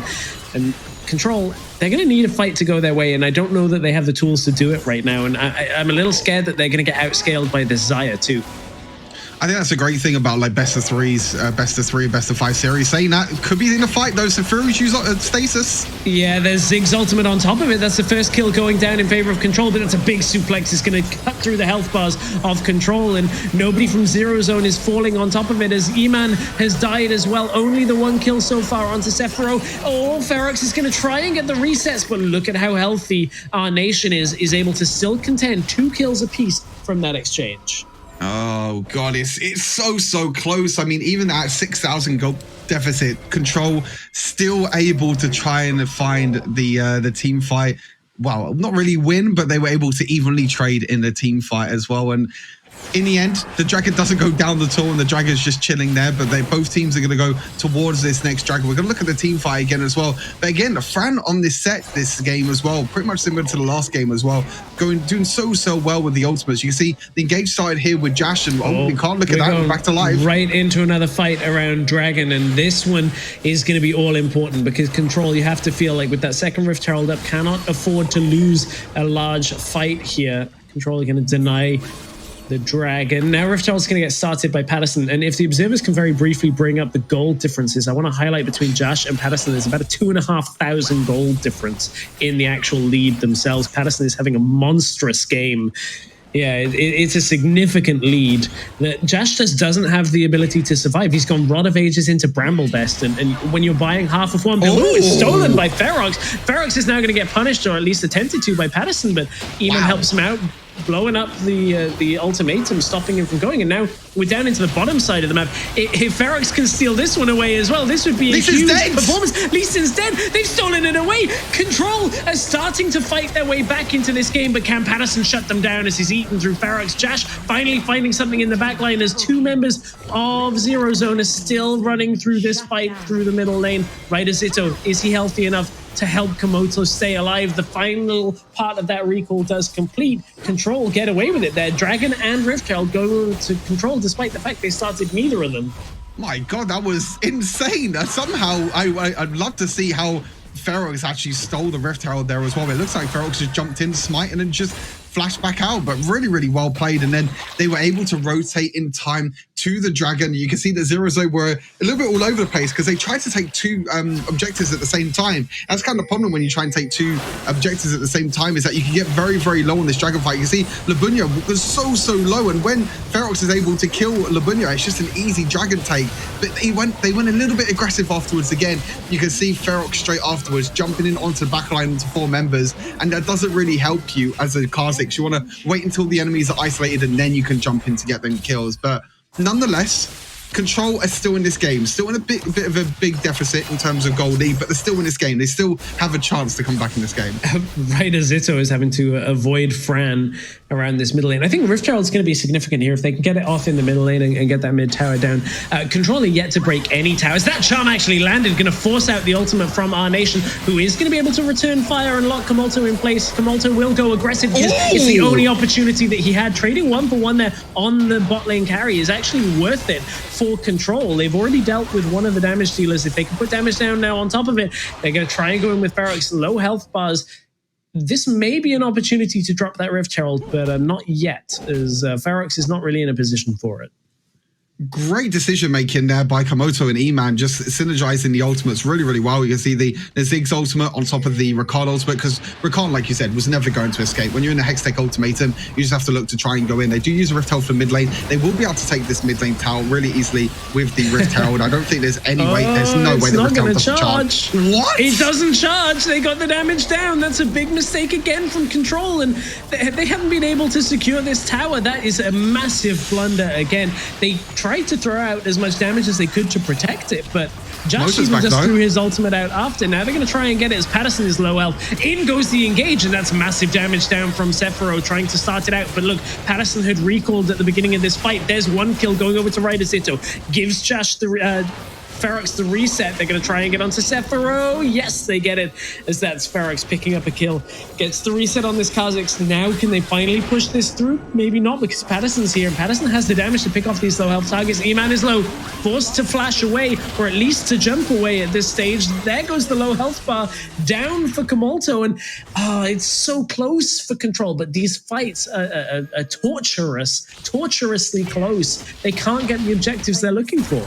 This has turned into a very scrappy game, Stress. This has turned into just an ARAM, basically. Both teams trying to fight for the mid lane priority, and the side waves have just not been touched at all. And you can see how much pressure both these teams are under. You can see the nerves are starting to kick in as well. And it kind of just went back and forth, honestly. It's really hard to kind of analyze what really happened in the last 2 minutes. It was like, okay, we got a kill, we're going to go forward. But then they had an advantage, so we're going to go forward. It was a very back and forth fight. But I think the main thing to note is obviously that Rift Herald usage. Fran was able to use the pull, the third ability, to be able to kind of CC the Rift Herald in a way as well, which means that he wasn't able to do it. But Patterson on this Camille, and as I said before, this is probably his favorite champ. Well, I don't know if it's actually his favorite champion, but it's his most comfortable, I feel like, and what we've seen from him from the WREC as well. And yeah, this has turned into a very, very scrappy game, and you can see that both teams are trying so hard to try and get that team fight that they need, but it's turned into a very messy back and forth game. It doesn't seem to be really any decisiveness from these two teams. Yeah, Patterson and Our Nation are going to provide too much of a problem, I think, the later this game goes, for Control to deal with, because Patterson's already so far ahead. Our Nation is now at like 3 items completed. And Patterson, nobody can hold him on the side lane. It has to be multiple people committing to it. Yeah, the Patterson's are going to be able to split, but I don't think there's anyone on the side of Control that can actually deal with Patterson at this point, to be fair. He can just split push really, really easily. You can try and group the 4 members of Zero Zone together. And I think he was like 8-2 as well now. So he's got so many kills. So after all these skirmishes, after all these team fights that happened, I feel like it's definitely Zero Zone that have come out on top as well. I mean, we can look at the scale. If we look at the scaling very briefly on both the sides, you know, both dual lanes on either side do really, really well in terms of scaling. Obviously, the Ziggs damage is just really annoying, and we got a little bit of a lag, but they're going in. Tries to play defensively. Look at the damage from Sephiroth is going to shred through Control. They don't have enough damage left, and Our Nation is able to find what he needs in this fight. Gets another kill as Patterson is unstoppable, and I think this is it. Zero Zone will go mid into Baron and take everything they need from Control. The turning point in front of the Nexus in the last game is the death knell for Control in this series, and fights like this are just going to continue to happen. Patterson again, really, really strong on this Camille. You can see, I think there was a bit of lag. We didn't really see what actually happened, but yeah, flashing with the ultimate as well. And you can see Sephiroth after that with the 4-man Diana ultimate as well. And it's just the wombo combo. It's the team fight that we were talking about really in the first 2 games that Zero Zone want to do. They want to try and look for these team fights, but in the first 2 games, they were not able to do it at all. They weren't able to kind of slow down Control in a way, because Control were just all over the map, rotating around the map and not allowing Zero Zone to take these team fights. But now Control are under the pressure. They're trying to group together. They don't want to make any mistakes, and that just allows Patterson and Sephiroth to jump in. And what a great team fight. What a great wombo combo for the side of Zero Zone.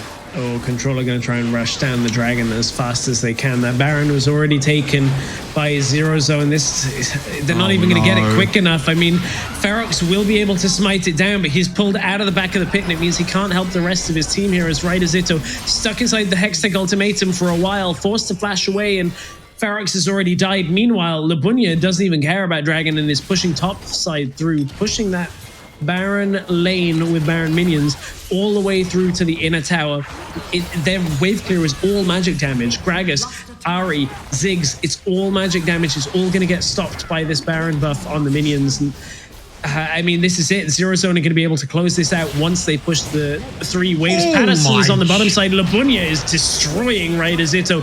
As in goes Kamulto. It's not going to be enough to save this one. He charms up 3, but he's not charming enough to save the base. And Zero Zone are going to turn this series around when it looked like they were going to lose. Zero Zone 2-1 over Control to advance in the lower bracket.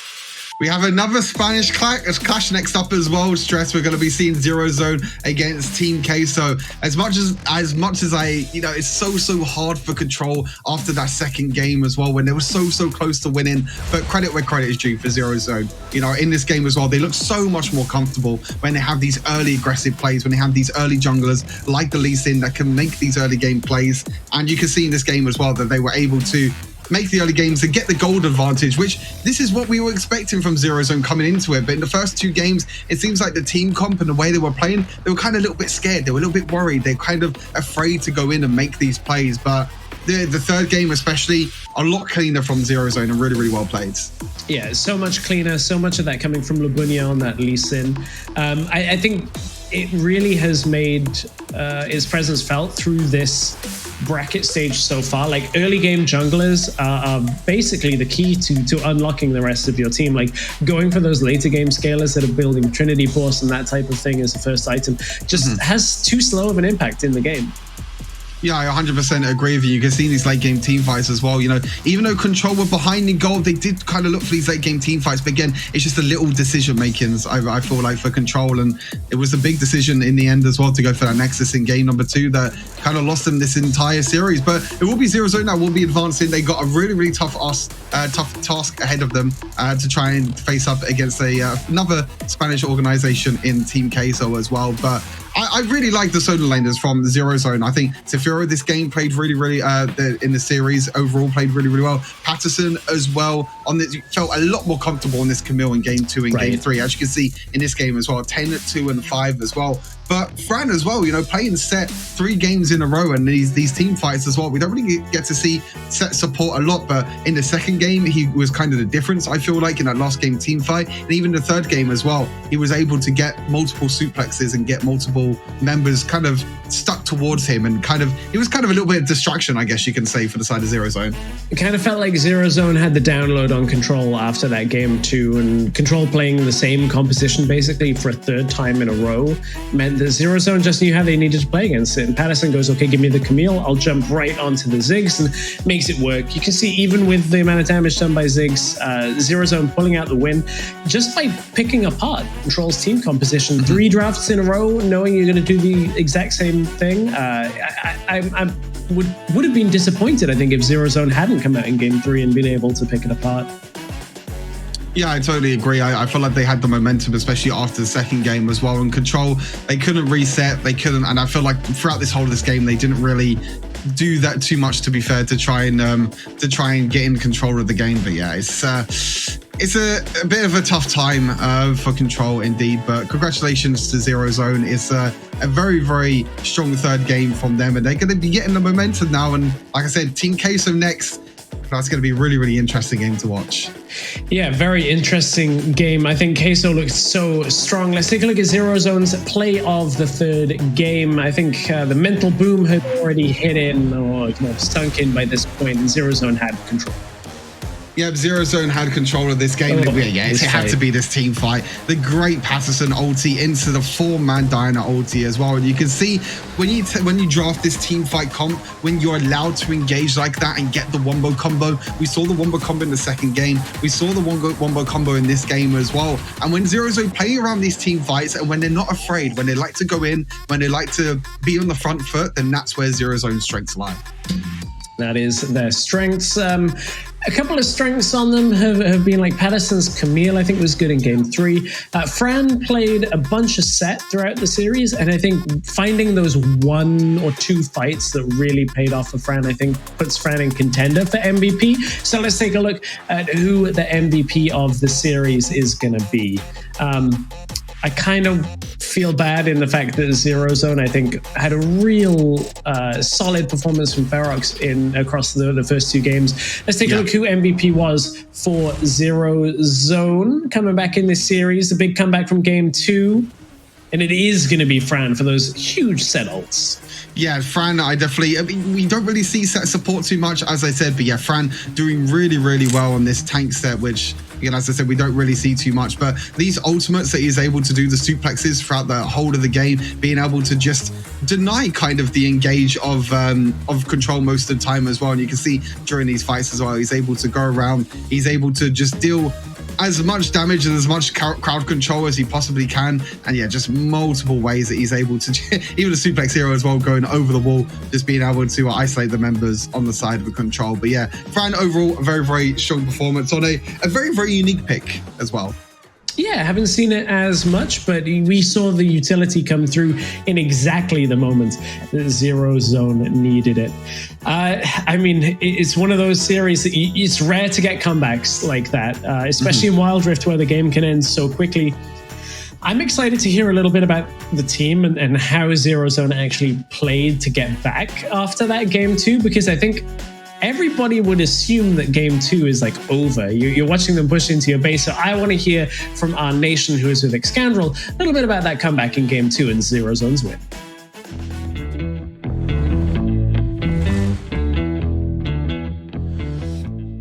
Thank you, Stress, our nation, mate. That was pretty insane series, especially in game 2. The fact that you guys managed to come back.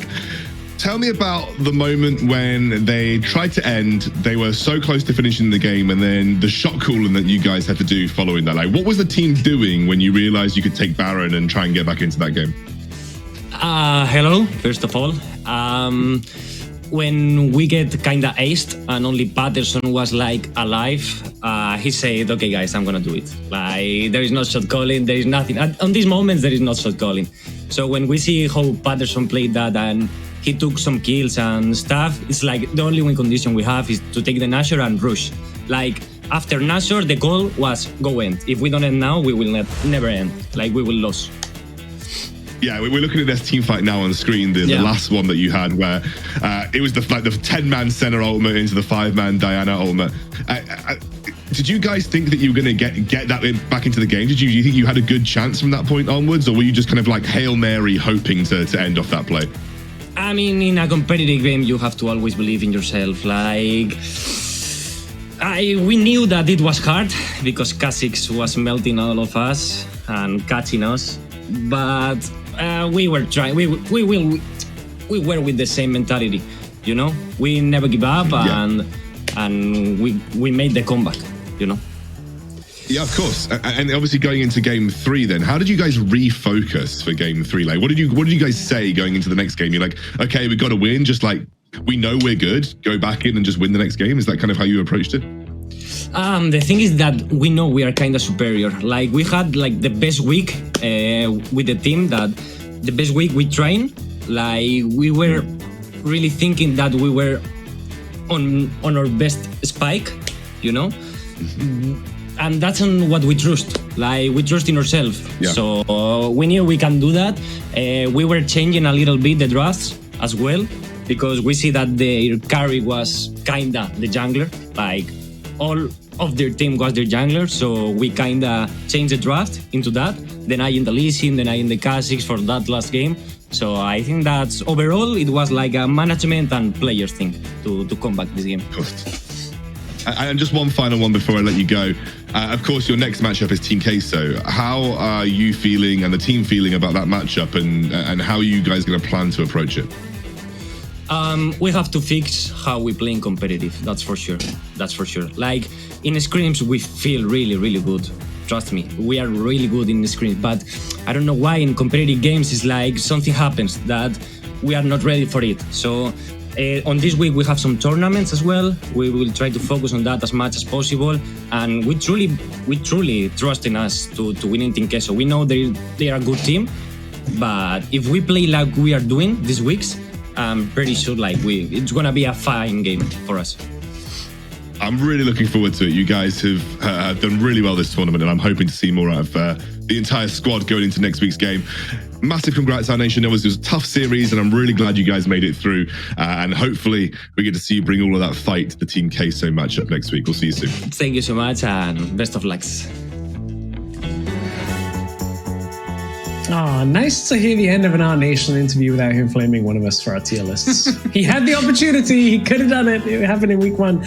Big comeback for Zero Zone. You heard Our Nation talk there a little bit about not being able to transfer scrim results into competitive. That's fairly standard. We hear that from a lot of teams across games where like you crush it, weaker scrims and everything looks great, but they're still in the lower bracket. It's the upper bracket that we'll turn our attention to next week, I believe, as Viv Esports and Game Lord take on WREC, GG, and Formulation, I should say. Team Dark, Na'Vi, Team Queso, and Zero Zone round out our last 8 remaining teams. There's some big matchups here. Oh, 100%. I think this was kind of the top 8 that we were really looking at going into the tournament as well. We're down to our last 8 teams as well. And yeah, look at that next week. Oh, every single game is just completely stacked. This is what you want to see. Team Dark against Na'Vi, Team Queso versus Zero Zone are both a last chance series. Viv take on Game Lord and WREC take on Formulation. Those are both upper bracket series, so neither team that loses those series will be eliminated. That's something we have to keep in mind. this has been a surprising day of games from our second series. I think Team Queso looking very strong in the first series. It was not exactly unexpected, though. Xandral, you and I cast it down, and it kind of felt like business as expected. Business as usual, mate. I mean, Team Queso are a top 4 team in this competition. They got a very tough draw in the upper bracket, if I'm honest with you, and I expect them to be a close contender for the entire competition. So no surprises for me there. I think my brain as well knew Zero Zone was favored, but that series was brilliant. It really was. Really fun series. Like Zero Zone, I appreciate them saying that they're a better team. It really did take till that third draft for them to unpick Control's one strategy they were bringing. And at that point, Labunya finally managed to kind of be unleashed on that Lee Sin. Really fun series. Stuart, this week I know you have a lot of fun series coming for you. Just to mention it briefly, Purge Tournament is happening this week and it will play into the Last Chance qualifier. So a lot of our top teams are still going to be playing Wild Rift this weekend. Anything that you're looking forward to from this week's games before we hit our top 8 next week? I mean, just more Wild Rift action. You know, we can't get enough of Wild Rift, I guess, at the moment. It's that time of the year where all of these teams have so much pressure. We saw our nation there as well, just saying that, you know, Scrim's not going into the main games, but I feel like it's just nerves for all of these teams because there's only you know, a few spots for these teams to try and get to Barcelona, and it's so hard because when you're in the game or when you're in the moment, you can feel the nerves. But I'm just excited for more Wild Rift action. I can't wait for it. Me too. We'll be keeping our eyes peeled on that all week, but we will be back here for the WREC next weekend. Top 8 teams are what we're looking at, and we'll see who's going to take that one step closer to the finals in Barcelona. Thank you very much for joining us. I've been Stress, joined by Stuart and Xandral. We will catch you next weekend.